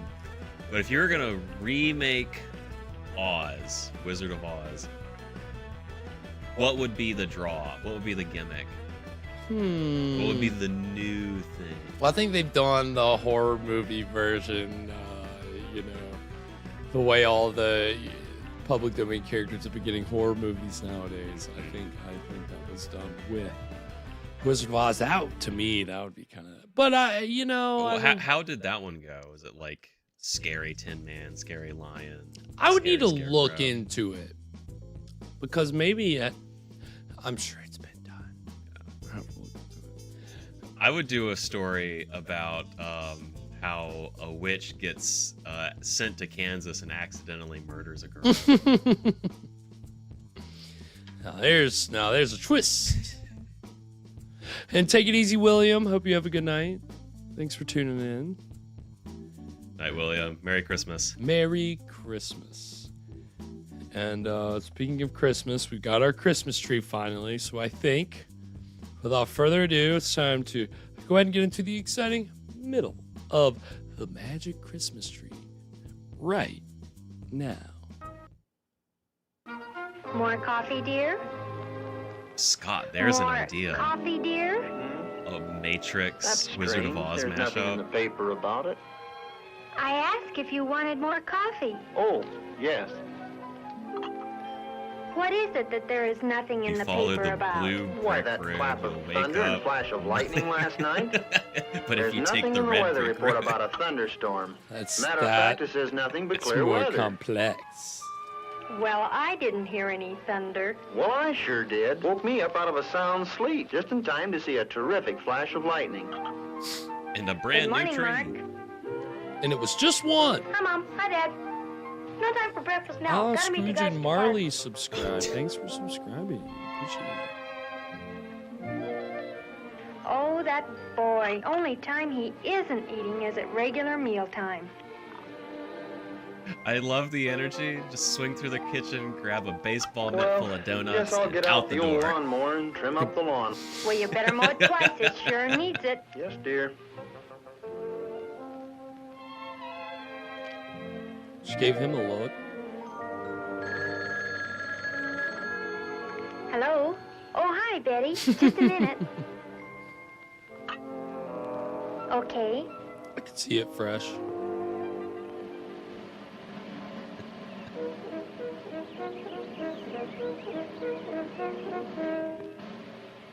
Come on, Ichabod. I'll race you to the first blade of grass. What? If fresh. See this oil can? There is no oil can.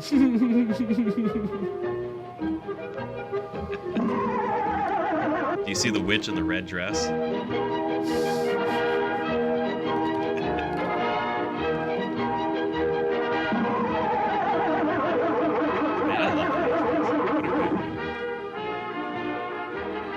It's a good movie. I cannot deny that. The first I'm not. one. Yeah.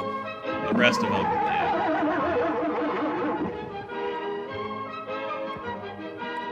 I have only seen it a few times. Not many times. I did have to write about it though in a film class. I so. rewatched it like I feel like maybe like early this year. And what really impressed me is just how it wastes no time. Like, it gets going so quick.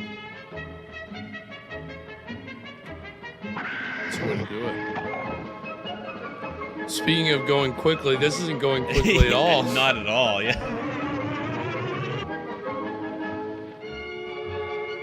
It's a great bit. Is it? It's very relatable, but he looks like Sling Blade. That's great. This is my favorite fable.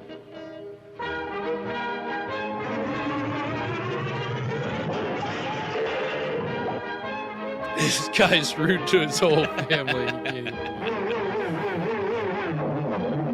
That's crazy, Scott. I didn't even know. Like, I cannot imagine having to wrap a cord around it.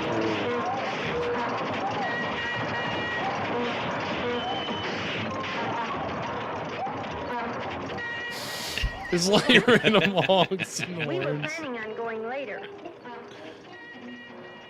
Oh, we'd meet you there. Oh, I thought my new blue, you know, the one with the blue jacket.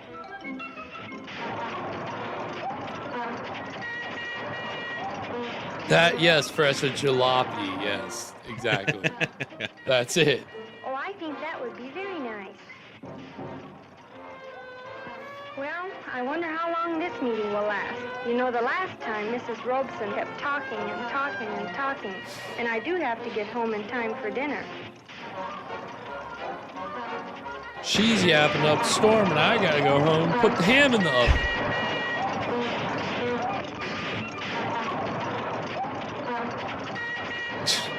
Oh, I thought I'd fix the Turtle saying, please, Ichabods, please don't cut the grass. quick and easy, and the children This like is it. the only time you guys give me any kind of food. You don't feed me. What? The noise? Oh, it's just Henry. He's mowing the back lawn.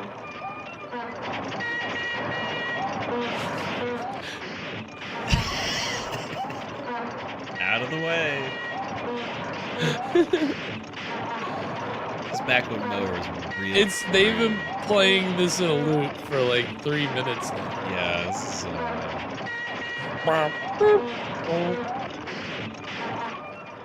There's not a lot of meat on this bone. No, they've milked this bit for Yes, they any enjoyed it. humor that it had.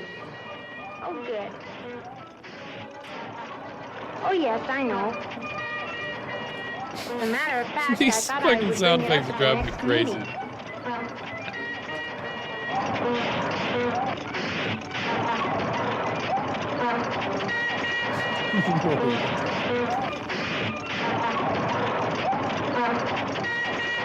I can't control it.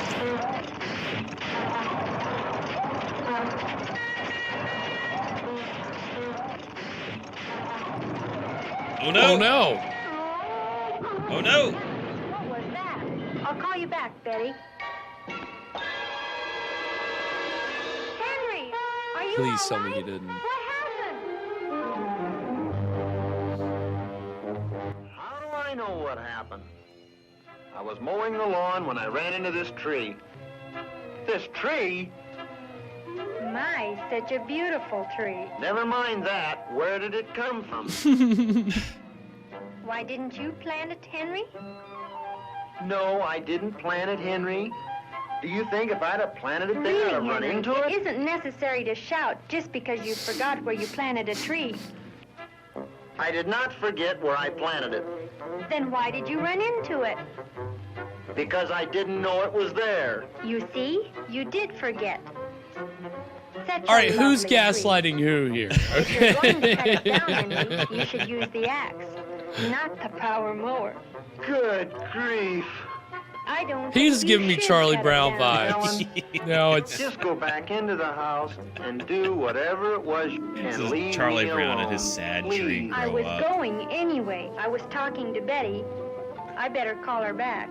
And do be careful. She Don't sounds run like one of the into any little more girls trees with from the power Charlie Brown mower. Christmas special. She's been such an Yes, asshole to dear. Charlie Brown the whole time for no Let's reason. see Those now. girls are Where so did mean. that come from? Crazy. Oh, well. I mean, everybody's I'll a soon dick take to care of him. that.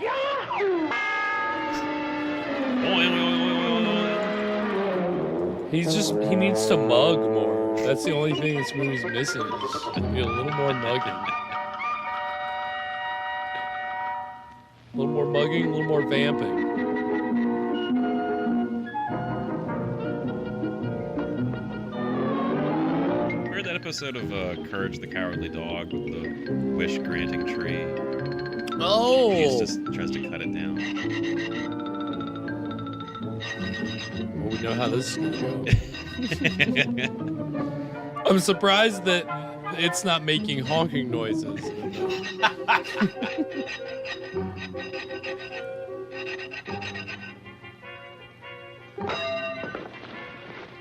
Well, again, Scott, this is the director right here. So, I guess this is what his home life is like. Richard C. Parrish. And of course, this is the only thing he ever did. Only movie. I could find no information. But we know he did this. You ever make a movie to complain about your wife?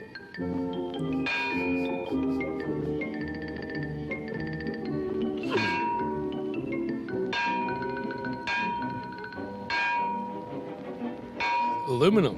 Ouch.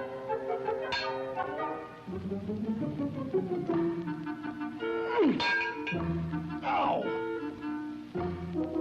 He kind of tilted it a little bit. Yeah.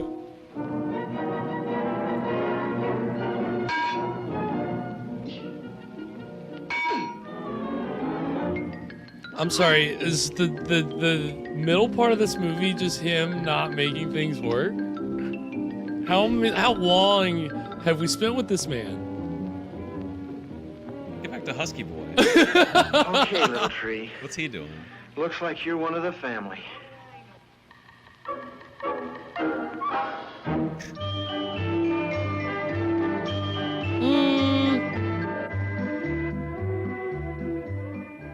Hurry and finish dressing, dear. The stores will be crowded tonight, and we haven't much time. Oh no, okay. I'm almost finished, Mother.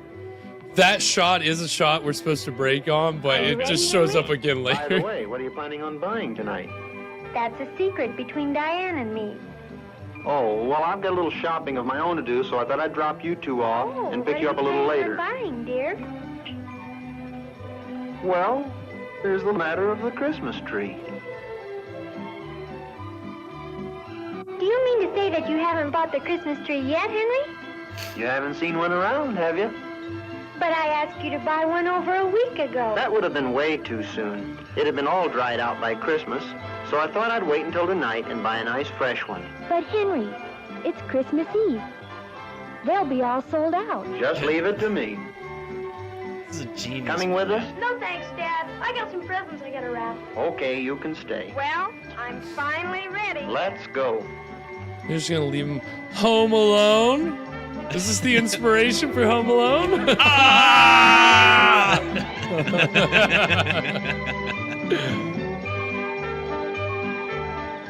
Gee, I wish my house was full of traps. That's the one thing that Kevin was missing was the help of Magic Christmas Tree. Yeah, I was gonna remake that one. Did you hear that Macaulay Culkin referred to himself as the Godfather of Christmas? What? I need to go verify that, but I believe. I don't know the context. I'm essentially the Godfather of Christmas.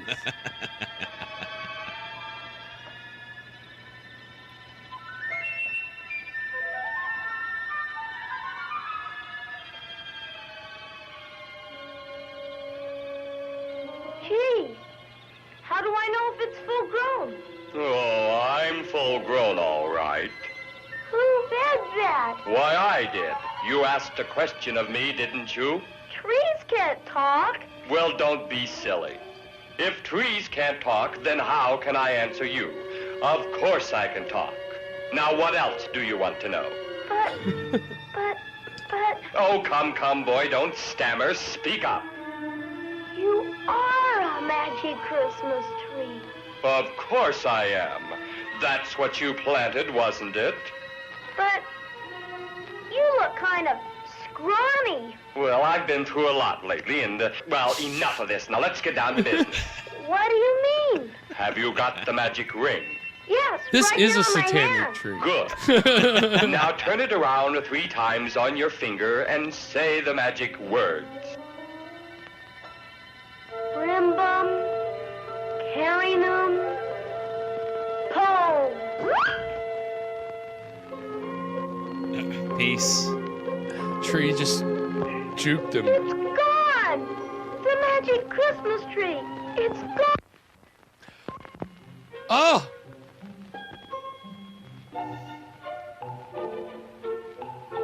I feel very intimidated by this tree Well, that I know can talk. come in. Don't being just in the stand there with your mouth house. hanging open. We've You know what got else work had to talking do. trees? How'd you get in here? Come, Wizard of boy, Oz. don't ask such silly questions. They Turn were the outside. ring again and say the trees are magic supposed to words. be. Yeah, this tree can just go inside whatever he wants. The minute he starts throwing apples, we're fucked. Rimbum, Carinum, Pole. Gee, gosh, wow. Oh, I do look rather handsome, don't I, boy? Electricity. You're beautiful. Thank you very much. Now, what can I do Thank for you very much. What do you mean? Well, you have 3 wishes coming to you. Just tell me what they are, say the magic words, turn the ring, and I shall grant them for you. Can you really grant any wish I want? I don't cannot be believe this is all Of lies. course I can. Boy, you're really powerful, aren't you? I don't wish to brag. Boy, I sure would like to be powerful like you. Just for an hour. Is that your wish? An waste hour of of power? An hour of power. An hour of An power. hour of power. Welcome to our new segment, An Hour of Power. Bad, an hour We're of pumping power. iron and watching Oh, movies. very well, so be it. Oh, magic spirit, lend me your power to this boy for just an hour. Let magic flow where'er he points to do his bidding whom he anoints. All right, boy, turn the ring and say the magic words. Come on, hurry up. Rimbum, Carinum, Pole. It didn't work. Nonsense. Of course it worked. Try it and see. Just point your finger at something and watch.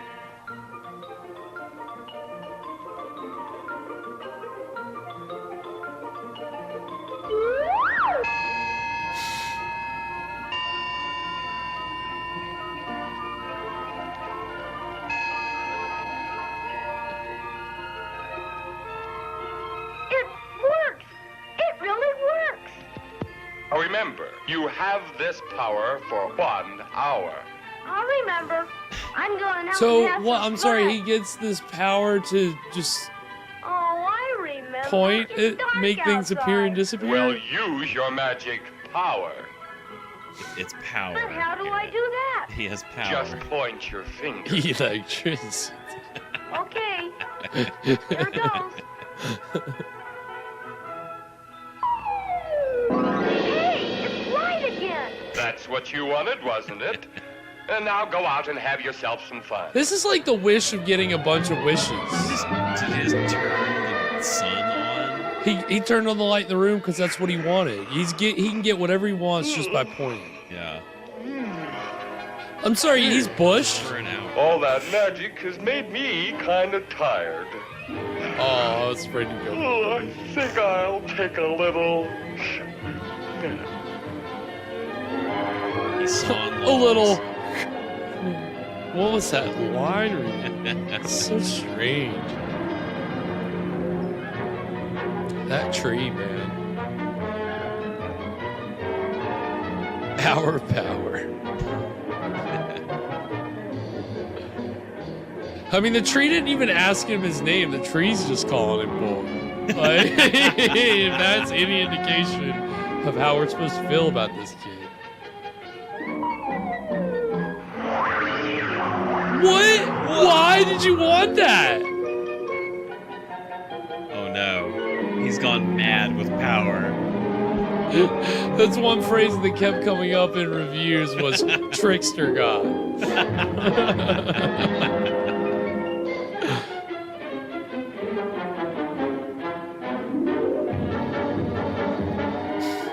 This kid's gonna get somebody killed.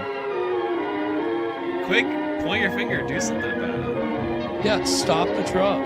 This guy doesn't look, he didn't look too upset about it. Nah, He's he's... like, man, look, I'm running so fast.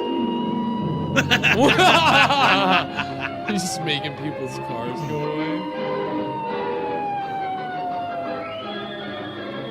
So I haven't said it, but this is shot in Laverne, California. Which, again, this comes off like a regional film, but like, especially because nobody has any credits in anything else. But this is in Los Angeles County. So it's not that far away. And yet, we get what comes across very much like a regional. It does.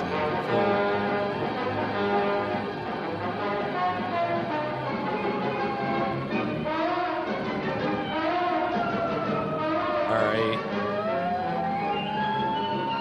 What is even happening? Just turning the town into a circus. Yeah, old radios, right. It's like, it feels like a Florida film, but... Yeah. Yep. California.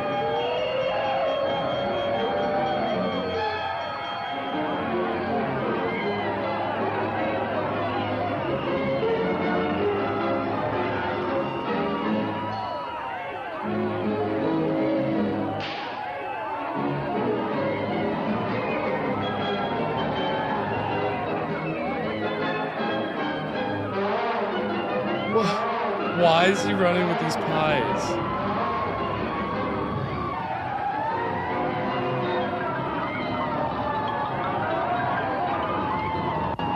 Oh no! We've Is gone this what the boy wanted? Full silent movie. The boy wanted to see a silent movie in real life, and that's what we're getting. The boy. I don't even know his name. The boy. Pie throwing, yeah. That's where we've gotten to. It does look. Hello!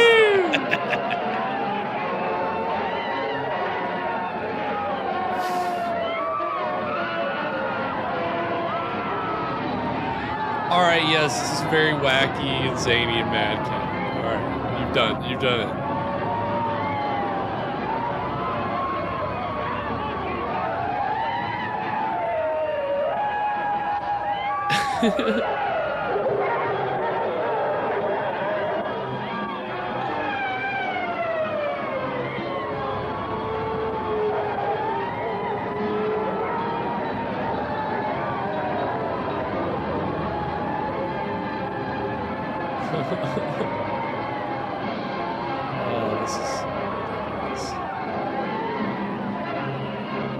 The music is crescendoing, and that is gonna take us to our second break. Way to leave me on the edge of my seat, man. What the heck was he? What's he gonna do next? I keep waiting for this to just turn really bad. Like, somebody said it's yeah, like the episode of the Twilight Zone with with the little boy who puts people. This is definitely after that. Yeah. So I wouldn't be surprised if there's a little influence coming in from that, because that's essentially what he's doing. He just points and gets whatever he wants. So, yeah, fresh. I think that's a very astute point. This second third of the movie was all about just running any gag into the ground for 7 minutes. Stretched a little bit of material into an entire act of this film. It was pretty insane, honestly. That lawnmower stuff was driving me bonkers. It was a bit much. It was, but overall, all of this is just making it a very fun, ridiculous, silly experience. It's keeping my attention. Keeps your attention. And again, it's just the weird thing about these like children's films that came out around this time is that they weren't really like, you know, they're relatively short, but you know, production quality, it's not about that, right? Like, they don't care about production value. You know, when you're working on a really low budget, you do the best you can. And you know, again, it does have like a so bad it's good kind of a quality to it, which, you know, I hate to like throw that terminology around, but it does. But I don't know, it's weird because a lot of these matinee films, again, they were released kind of like regionally, and these prints would just be in circulation for a long time. But like eventually, like the claimant or whoever was distributing it would just kind of go off the map, and then the film would just kind of sit around and not do anything and disappear. And there's probably a fair number of some of these movies that like just over the last 20 years have started to pop back up and yeah, do you know, was this like rediscovered at some point? So it's hard to tell if it was like rediscovered like exactly. Like, I don't know that it really ever necessarily went out of circulation, but it was a case of where the production company that made it, Holiday Pictures, they only released 2 movies. This, and the year after this, they released a horror western called The Devil's Mistress. Okay. Which I looked at it today. Doesn't seem to have a copyright notice on it, like tonight's film. They meant Doc Holiday Pictures. Right. Yes, exactly. I guess so. I guess it could work both ways. Westerns and holiday films. But it's yeah, I believe that's public domain, so we'll get to see that film. But those are the only 2 movies, and they don't really share like too many people in common. There's one guy who directed a different film the screenwriter of tonight's movie wrote. Like, he wrote, the screenwriter's only other movie is called At the End of the Rainbow, aka The Princess and the Magic Frog, and it came out the year after tonight's film, and it's just another Wizard of Oz kind of play. So yeah, that was like, you know, all from the production company.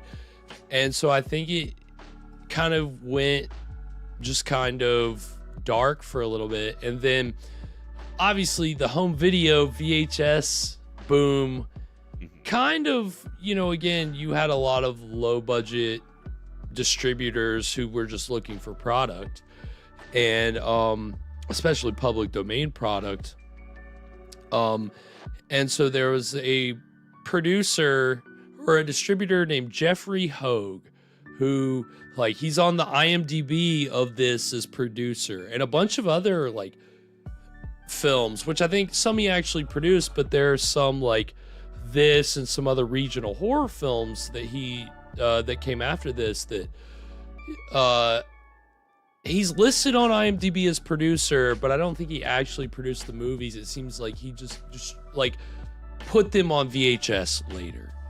And a lot of these movies only seem to exist in these VHS copies. Nobody's restoring them. Nobody's doing anything with them now. And so we're lucky because this guy, two other films that he released on VHS are on our radar to watch. Okay. And so those are the two trailers that we're going to see during the break. One is for, or the first one is for a 1972 film entitled Asylum of Satan. And it's a regional horror film directed by this guy named William Girdler, who he would go on to make the movie Grizzly and the movie Abby. And we'll have an opportunity to actually talk about all that more later down the road. But Asylum of Satan is again exactly what it sounds like. It's an asylum where there's like Satanists and there's murders and it looks pretty interesting. And this trailer is kind of weird. It's like a long trailer, a shorter trailer, and then a TV spot. But like it's just every copy of this is just built as a trailer, and it's just the whole thing. So, so I just included the whole thing. It's got a real funky soundtrack, which apparently William Girdler also did. Man of many talents. But he was a horror, kind of a horror filmmaker who we'll get to learn more about. And then the second trailer is for a movie called The Body Shop from 1970. And it's kind of like a gore splatter film play on like the Frankenstein story. And it was shot in North Carolina and by a guy who lived in, I think maybe in Charlotte. And he was a magician, and so he like did all the effects, and he's in the trailer talking, and it seems like he's reading a cue card, and it's very absurd. You could tell he's from North Carolina by the way that he's talking. Oh no. And it's very fun, and I think we'll get to watch that at some point. How long does he talk about NASCAR?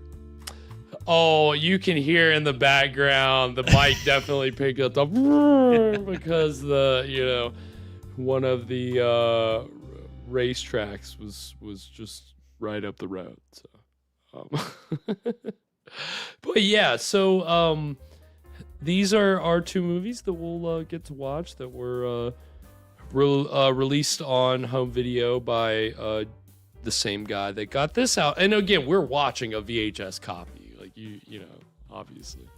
So we'll enjoy these two regional horror movie trailers, and then when we come back, we'll get into the exciting conclusion of the Magic Christmas Tree. So stick around.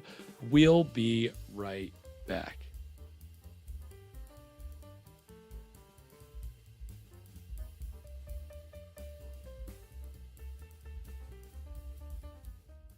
Pleasant Hill Hospital. To those on the outside, peaceful and serene. To those on the inside, filled with terror and evil beyond belief. A beautiful girl, torn from the arms of love. Her very life a nightmare in the house of hell, with no hope of escape or mercy.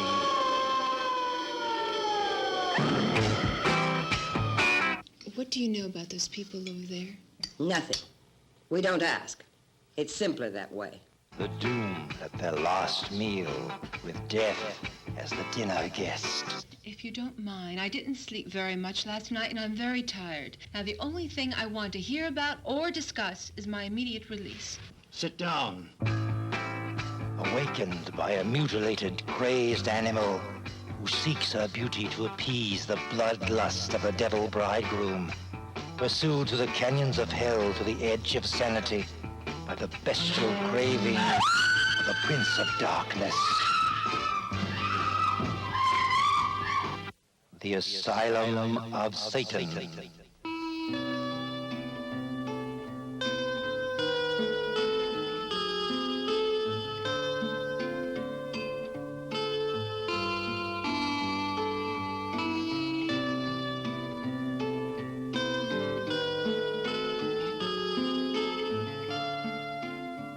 Beauty, tenderness, destroyed as the lovers walk into the path of hell. The venomous death of a lovely, innocent girl, murdered by reviling reptiles, drenched in a pool of her own blood. The pleading eyes beg for mercy. The soundless voice cries silently as the fiery flames burn into cremation and spill his ashes inside the scorched walls of hell, carpeting the floor of the damned. The Asylum of Satan.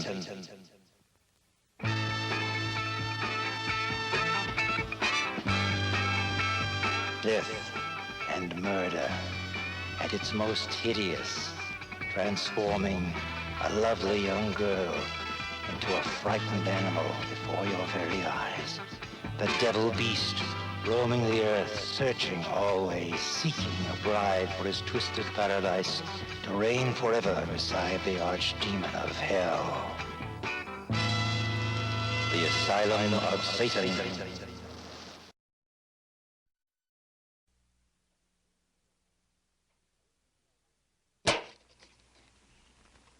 Action. Ladies and gentlemen, there are two theater audiences, the youngsters and the mature adults. There are numerous fine pictures made for your children. There are also many fine pictures made for the adult mind. I have just completed filming one of the most unusual pictures of its kind. It's such detailed horror and shocking realism that we feel that only the mature mind should see it. The picture's called The Body Shop. And in The Body Shop. a completely new motion picture technique. It's called the psycho-shock technique. It combines psychological mind-bending with magical illusion. In simple language, it means this. We use trickery and illusion to fool the camera instead of using camera trickery to fool you. I think you'll be most amazed by this. Before you decide to see this picture, take just a few moments to reflect very seriously. Are you stable enough to see it? If you have any mental disorders, emotional disturbances or otherwise, maybe you better not see it.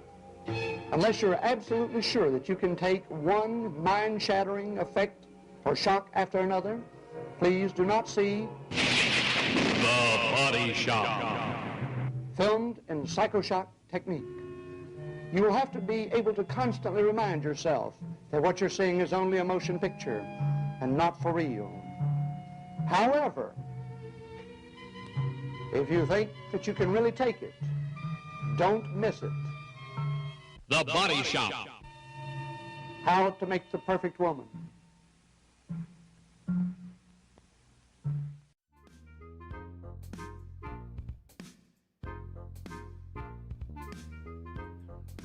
And we are back. So that was the trailers for Asylum of Satan and The Body Shop. The Body Shop. The Body Shop. And then The Body Shop. That was great.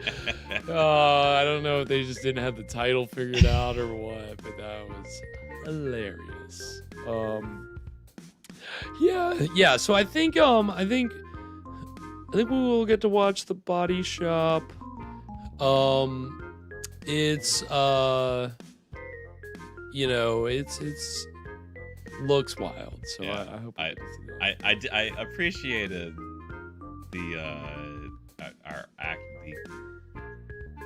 our what would you call it? He's not a countryman, statesman. Our statesman, our statesman's accent there. Yeah, it could have been worse. Could have been worse. You could tell he had a little bit of that Carolina drawl. Right.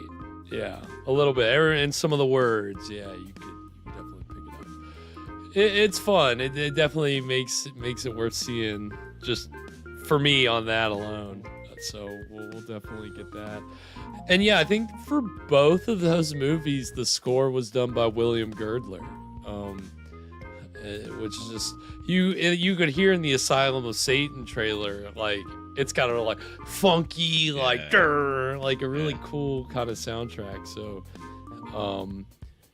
and we'll actually be talking more about Asylum of Satan later, but.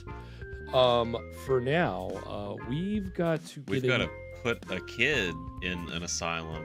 We do, because he's a menace to society. He's lost his goddamn mind. He's gone mad with power for an hour. And right before Christmas. Oh, sorry, fat fingers. Yeah, so it's pretty wild. And I mean, yeah, where we left off, he's gotten this magic ring and the ability to just point his finger and get whatever he wants for an hour. But he's already causing chaos. Yeah, with his first wish, just right out the gate. And, you know, I'm not really sure where this is going, because they didn't really paint this as a, like, you know, this kid needs to learn a lesson. Yeah. Right?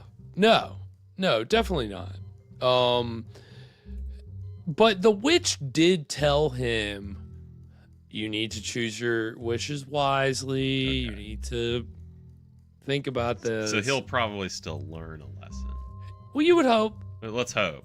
Let's hope. Let's hope he survives. We will hope. Oh, yeah, we'll see. It's not going to get much easier. Oh, yeah, thank you, Alana. This is... I got this Future Monsters. They make some of this, like, a lot of the shirts that I wear. It's retro horror kind of stuff, but this is a Christmas one. I got a few years back now. I only wear it whenever we do this, and on Christmas. At our like Christmas thing, I wear it because, like, why not? This is me, you know. I love this shirt. So. Yeah, we actually did it. Strip a layer. We did. It was getting pretty warm between the hot wine and the warmness of the room. These hot Christmas vibes. We've got a little too warm. A little too toasty. Welcome, Lauren, by the way. Yep, welcome, Lauren. Very nice to see you in here. And there was somebody else that popped in. Yeah, I mean, Wayne. Yeah, Wayne, you're in the house. Hope you're doing very good tonight, Wayne.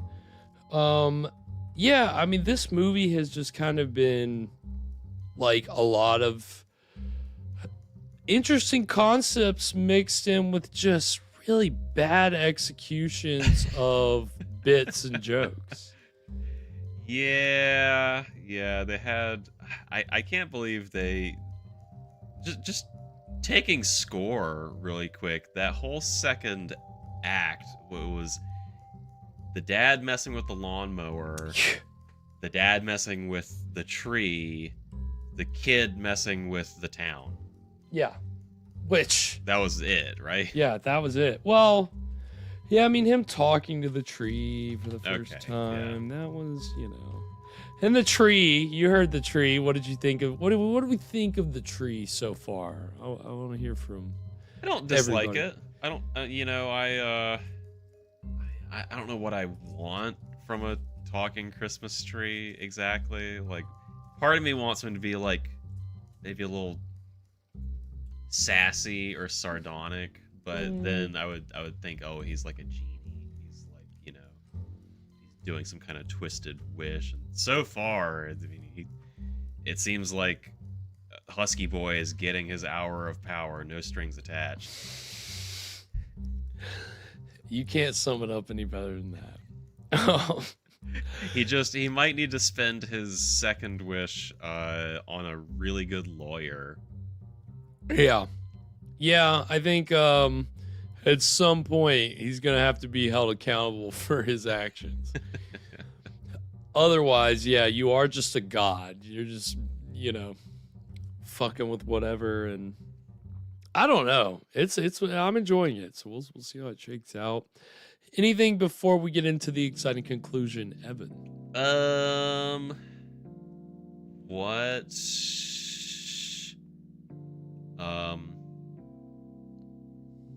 My head's all mold up. All mold up. I'm all mold, man. All mold, man. Very nice. Well, on that note, without further ado, we'll go ahead and get into the exciting conclusion of The Magic Christmas Tree, which I've been meaning to say literally this whole time. This is our final film of 2025. This is like the end of the year. That's right. Yeah, like, we're here at the end of the year. Last episode of the year. Our last live stream. We'll have some other stuff on the channel. This is the last time you'll see us for the year. And so yeah, we're kind of celebrating Christmas, but also it's been a good year. We'll touch on it more, but it's just good to say. I meant to say it earlier. So now that it's on my mind, let me go ahead and say it, and I will say it again. But it's been a good year. We appreciate everybody that's been here with us and hung out, watched these crazy movies, and done some trivia.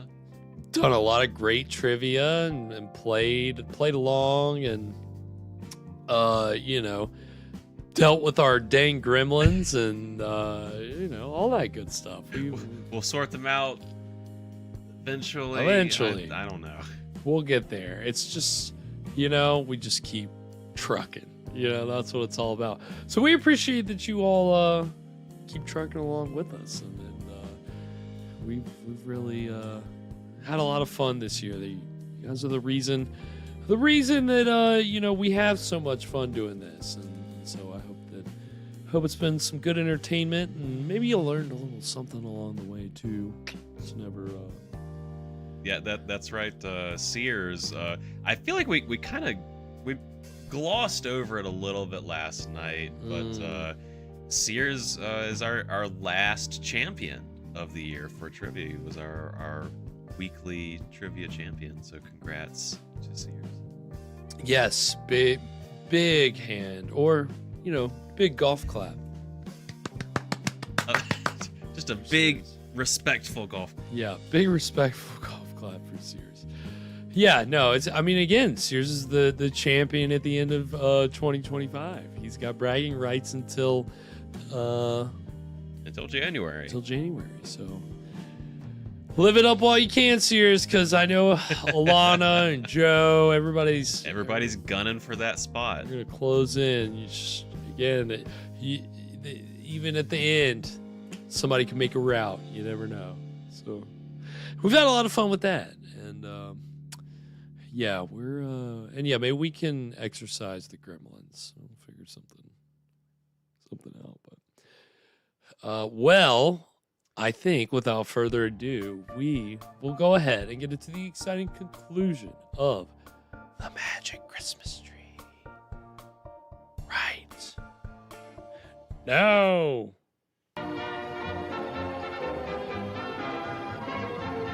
Did he make it night again, or did his hour run out?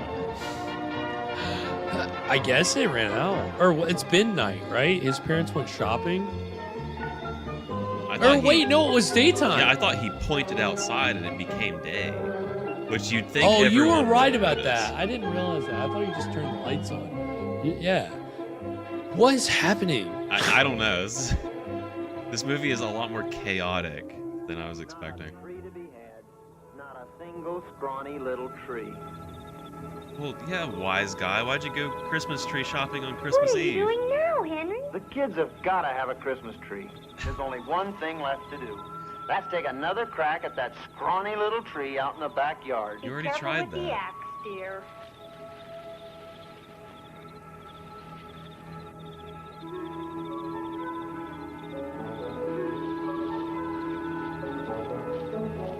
Yeah, Lana, I think that would be a lot of fun. I've been wanting to kind of try to do something like that. Our Christmas tree's been stolen. Well, easy come, easy go, am I right? What's the matter now? Our tree. Yeah, yesterday you didn't even have a tree. Yeah, you didn't even Well, want it it. must be around somewhere. It couldn't just walk off. Well, it isn't here now. Well, what did you do with it, dear? It's been stolen, and I'm going to call the police. What did you do with it? But how do you report a missing tree? Officer, I'd like to report a burglary.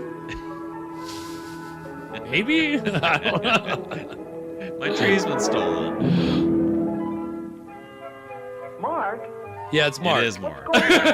Now! It took us Oh. 2/3 of the movie to confirm I his tried to name. saw it down. I It's even not tried boy. to chop it down with an axe, and you've got it standing here decorated. What's the matter, Dad? Don't you like it? Well, sure I like it. It's beautiful. It's magnificent. Why, Henry, what a wonderful surprise. And you were trying to make me think that tree was stolen. Mark and I, we carried it off rather well, didn't we, son? With a Dad tree like trying to take that, credit. This is going to be the happiest Christmas we've ever had. Tree 8 looks really good from the front, not quite as good from the side. Something Looks a little mighty thin. strange about that tree. I had my doubts about that tree from the first time I laid eyes on There's always something suspicious about that tree. Mr. Tree, are you awake? Eh? Who's there? Oh, it's you. Well, I suppose you've come back to ask for your second wish. Yes. Are they doing a but I Vincent don't know Price? what to ask for. It does Don't sound know that what right. to wish for. It's a bad Vincent Well, Price bless my impression. branches and limbs. Here's a fine thing. You can have anything you want, and you don't know what to wish for. Oh, I'll think of something. Well, you'd better hurry up. It's almost time for Santa Claus to make his visit.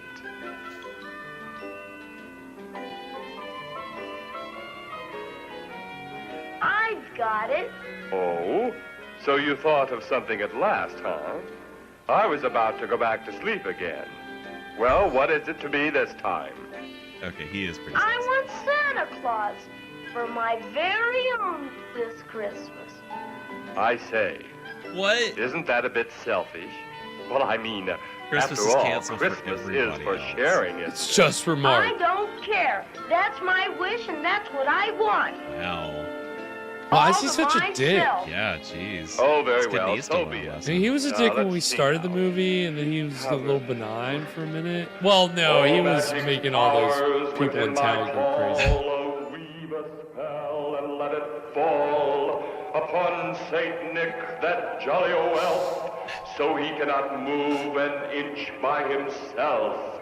Once he enters, he must remain until this boy his release ordains. Well, all right, turn the ring and say the magic words. I still think you're making a very big mistake, young fellow. Selfishness never gets a boy anywhere. Rimbum, Terrinum, Poe! Oh, God, there he is. Where am I? You're at my house, Santa. What's this all about? The last thing I remember, I was climbing into my sleigh. Hey, what gives? Ho, ho, ho. It's a beautiful tree. Uh-huh. Would you like to meet it? Yes. Yes, indeed. Magic Christmas tree? I'd like you to meet Santa Claus. Oh, it's a pleasure, Mr. Claus. It talks. Oh, it's really nothing, Mr. Claus. Mr. Tree, can you tell me what is going on here? I'm afraid that you're our prisoner for tonight, Mr. Claus. I don't understand. I don't understand Santa either. Claus. Of course, I belong to every little boy and girl on Christmas Eve. His alone this Christmas Eve. But that's impossible. I've got work to do tonight. But I'm afraid you will find it impossible to leave this room until morning. I can't move. What have you done to me? Don't be alarmed, sir. You will not be harmed. It's only a They magic kidnapped spell. Santa. Poor children. The poor, poor children. They'll all wake up in the morning and find no presents. Sorry. Oh, you must turn me His loose. eyes You were must. like, look. I'll let you go, They were Santa, when closed. you give me everything I asked for. This is wrong. Bicycle, he's roller extorting skates, Santa roller Claus. skate. I'd like to a skateboard. Mr. Tree, are you awake? Yes, Santa Claus, I'm awake. How much longer do I have to stay here? The spell cannot be broken until the lad returns. I pity the boy. His selfishness But Mark went to has sleep? gotten the best of him. The strange part of it is that try as I would, I couldn't refuse him a thing. Well, naturally. You're under my magic spell, Mr. Claus. Where is the lad now? What? Out doing boy stuff. Okay. I'm sorry, it's not Christmas night anymore? Yeah, wait a second.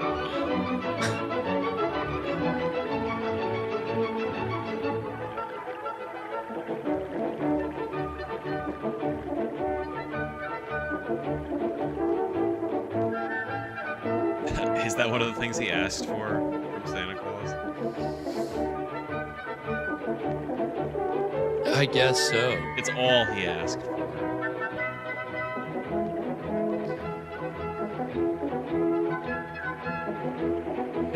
Instead of just wishing for a BB gun from the magic tree, he had to add a step.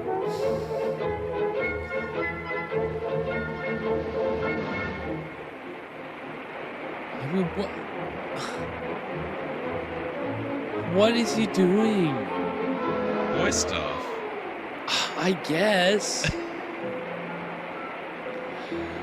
His parent, they are so inconsequential in this story. They aren't doing anything. Mark is just. Is he lost?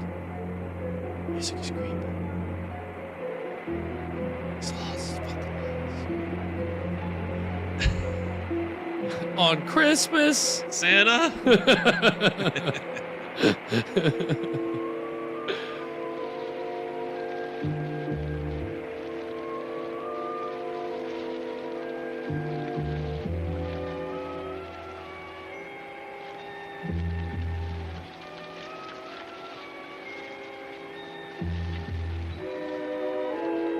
So I guess he's got one more wish, right? Wouldn't you know it? Not a bird or a squirrel in sight. Understand what word wishes. Something inside.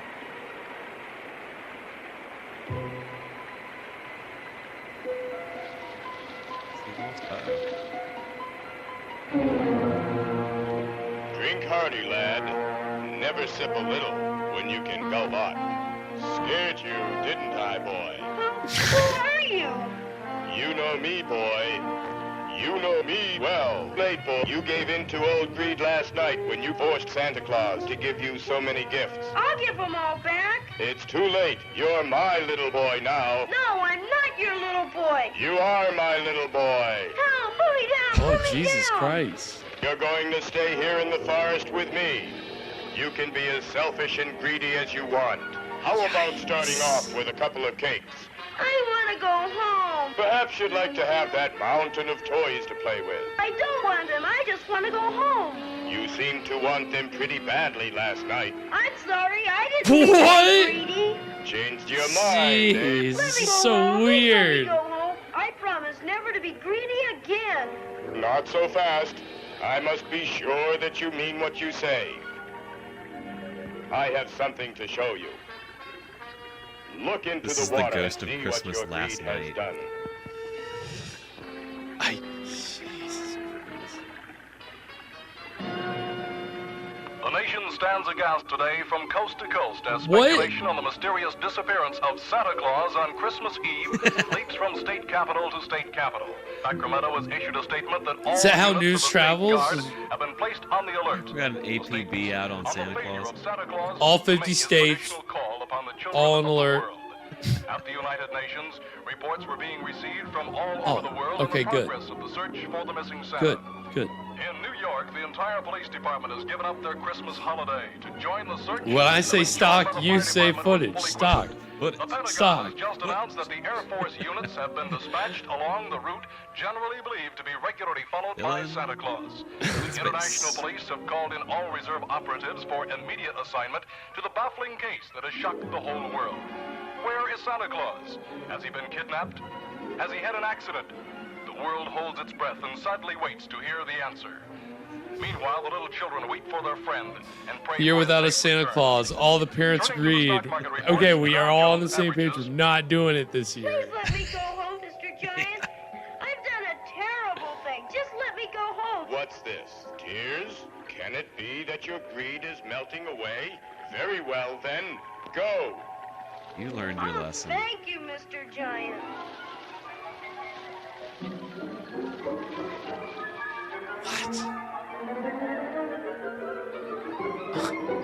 He's a good kid. But I don't need that. I just kill animals with my bare hands.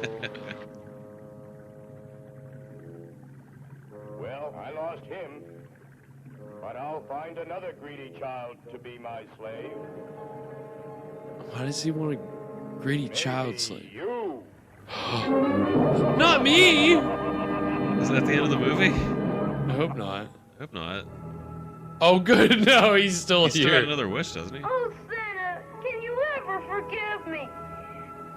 Magic Christmas tree, I'm ready for my third wish. This is your last wish, you know. I know. Please hurry. Very well. What is your wish?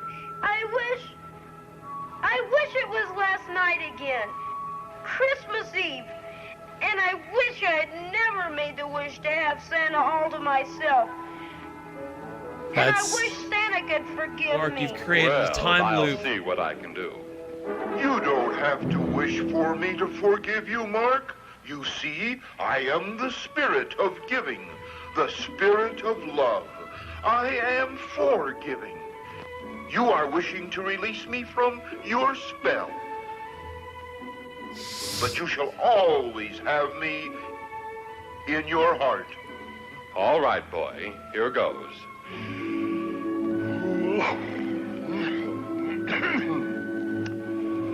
Oh, magic spirits, we ask of you, this boy's wish we beg undo.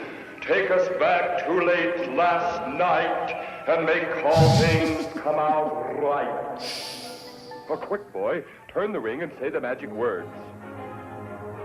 Yep, it's Mark. Rim bum. Harry Noo. Oh!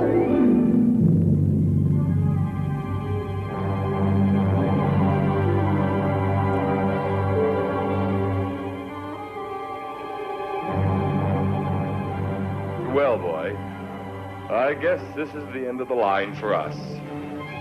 What do you mean? You've had your 3 wishes. It's time for me to go.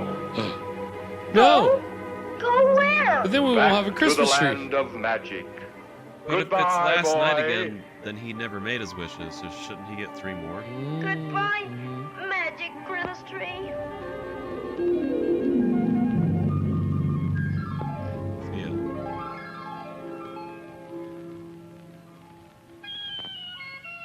I mean, Mark's kind of a dick, so. Yeah, he doesn't need any more wishes. Now there, boy, take it easy. You had quite a fall out of that old tree, but you're coming around just fine. Oh, where am I? Just take it easy, boy. We'll all come back to you in a moment. You're Miss Finch. Oh. Careful, boy. Now, careful. I'm all right. Just a little dizzy, that's all. He's been concussed this whole time. I went up into that old tree to get your cat. That you did, boy. And when you fell out of the tree, you scared old Lucifer so badly, he came down all by himself. Well, at least he's down. I better be going now, ma'am. Oh, but you must have a reward for getting old Lucifer down out of the tree. Do it. Not a magic ring. Magic ring? Oh, no. I was thinking of a plate of cookies and a glass of cold milk. I would like some cookies and milk. I'll get them for you right away. Cookies and milk. And don't tell your parents that you got a concussion at my house. It was on the sidewalk, not on this property. Are we clear on that?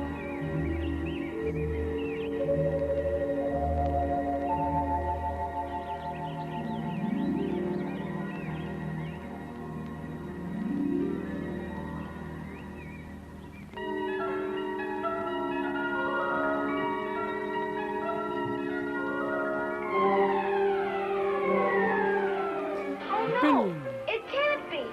It was all a dream. Hi, lad, it's me. And always remember, there's a little bit of magic in every Christmas tree. So are you telling me if I go up to my Christmas tree and I ask for 3 wishes, there's a little bit of magic in there, maybe I can get something out of it? The trees are bugged. They're listening to us. This whole time. Should have known. You think those letters go to Santa? They don't listen. Never have. Yes, he voices. I think it was just the dialogue was just dubbed in.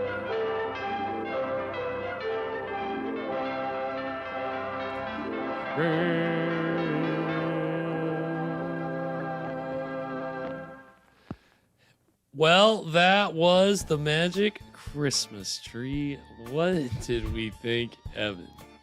That was a lot of fun. That was it was very silly. Got kind of creepy at the end. Yeah, I wasn't expecting a creepy inappropriate giant sequence. Yeah. No, there was no indication that that's where it was headed. Mark just kind of ended up there. And, I mean, you know, again, he learned the error of his ways very quickly.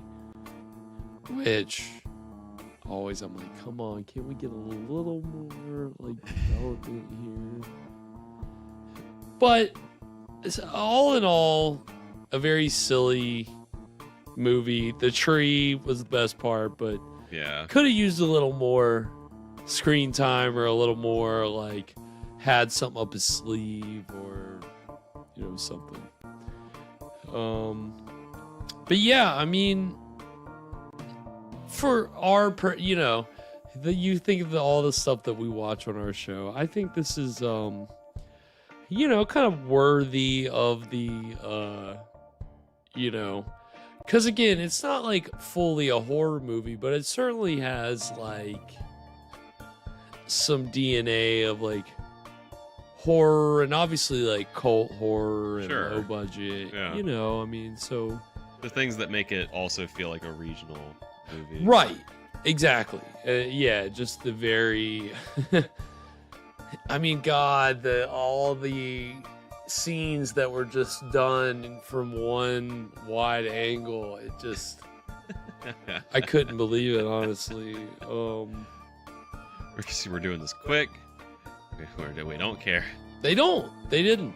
And that's the whole vibe of these movies. It was really just crank it out. And still, I mean, even this movie probably made a fair amount of money. I mean, there's one of these movies that got put out by the guy who did that Oz movie called Santa's Christmas Elf (name Calvin), and it is public domain. But it's an animated movie, but all it is just still images, and there's no like fancy zooms or any, it is just still image after still image and like a voiceover. And it's an hour and something, and it was like released into theaters as like a movie.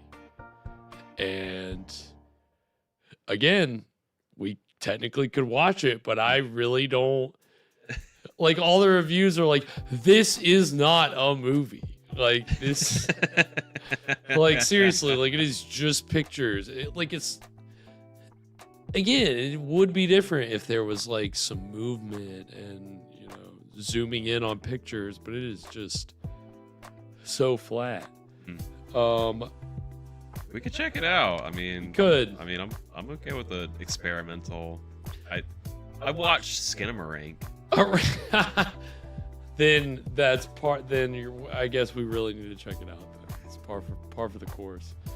Yeah, I mean those we a lot of those Christmas themed children's films that we've talked about tonight are public domain. So we'll definitely be watching Santa Claus and probably Santa and the Ice Cream Bunny and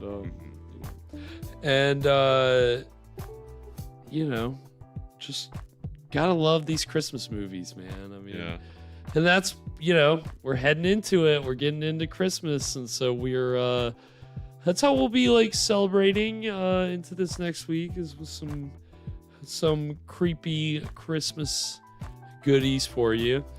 On Christmas Eve, we'll be dropping our Christmas mixtape, which will be cool. A lot of creepy stuff on that. And then that'll lead into our 24 hours of Silent Night, Bloody Night, which includes 3 ways to watch. It'll show just the movie, the first time that we watched it and did our commentary, and then the Christmas special where it played in between the segments. So pretty should be pretty fun. We ran that last year and it was a good time. So good night, Courtney. Take it easy, Courtney. Thanks for watching tonight. Appreciate you tuning in.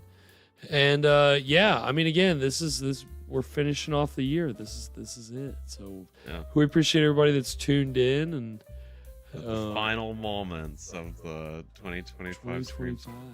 Yeah. I mean, again, it's been a great year. I mean, we've had so many new faces and new friends kind of hop in, and hope to keep it going into 2026. Yeah, love to see the growth, and I really appreciate everybody who sticks around and just comes back week after week to hang out. It means a lot. It really does.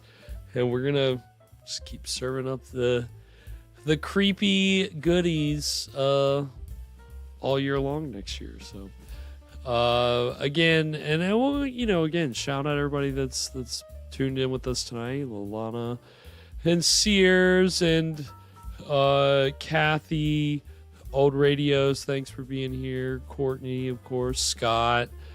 I know we've had Tom O and James and William and Tina the Christmas Dragon and Lauren.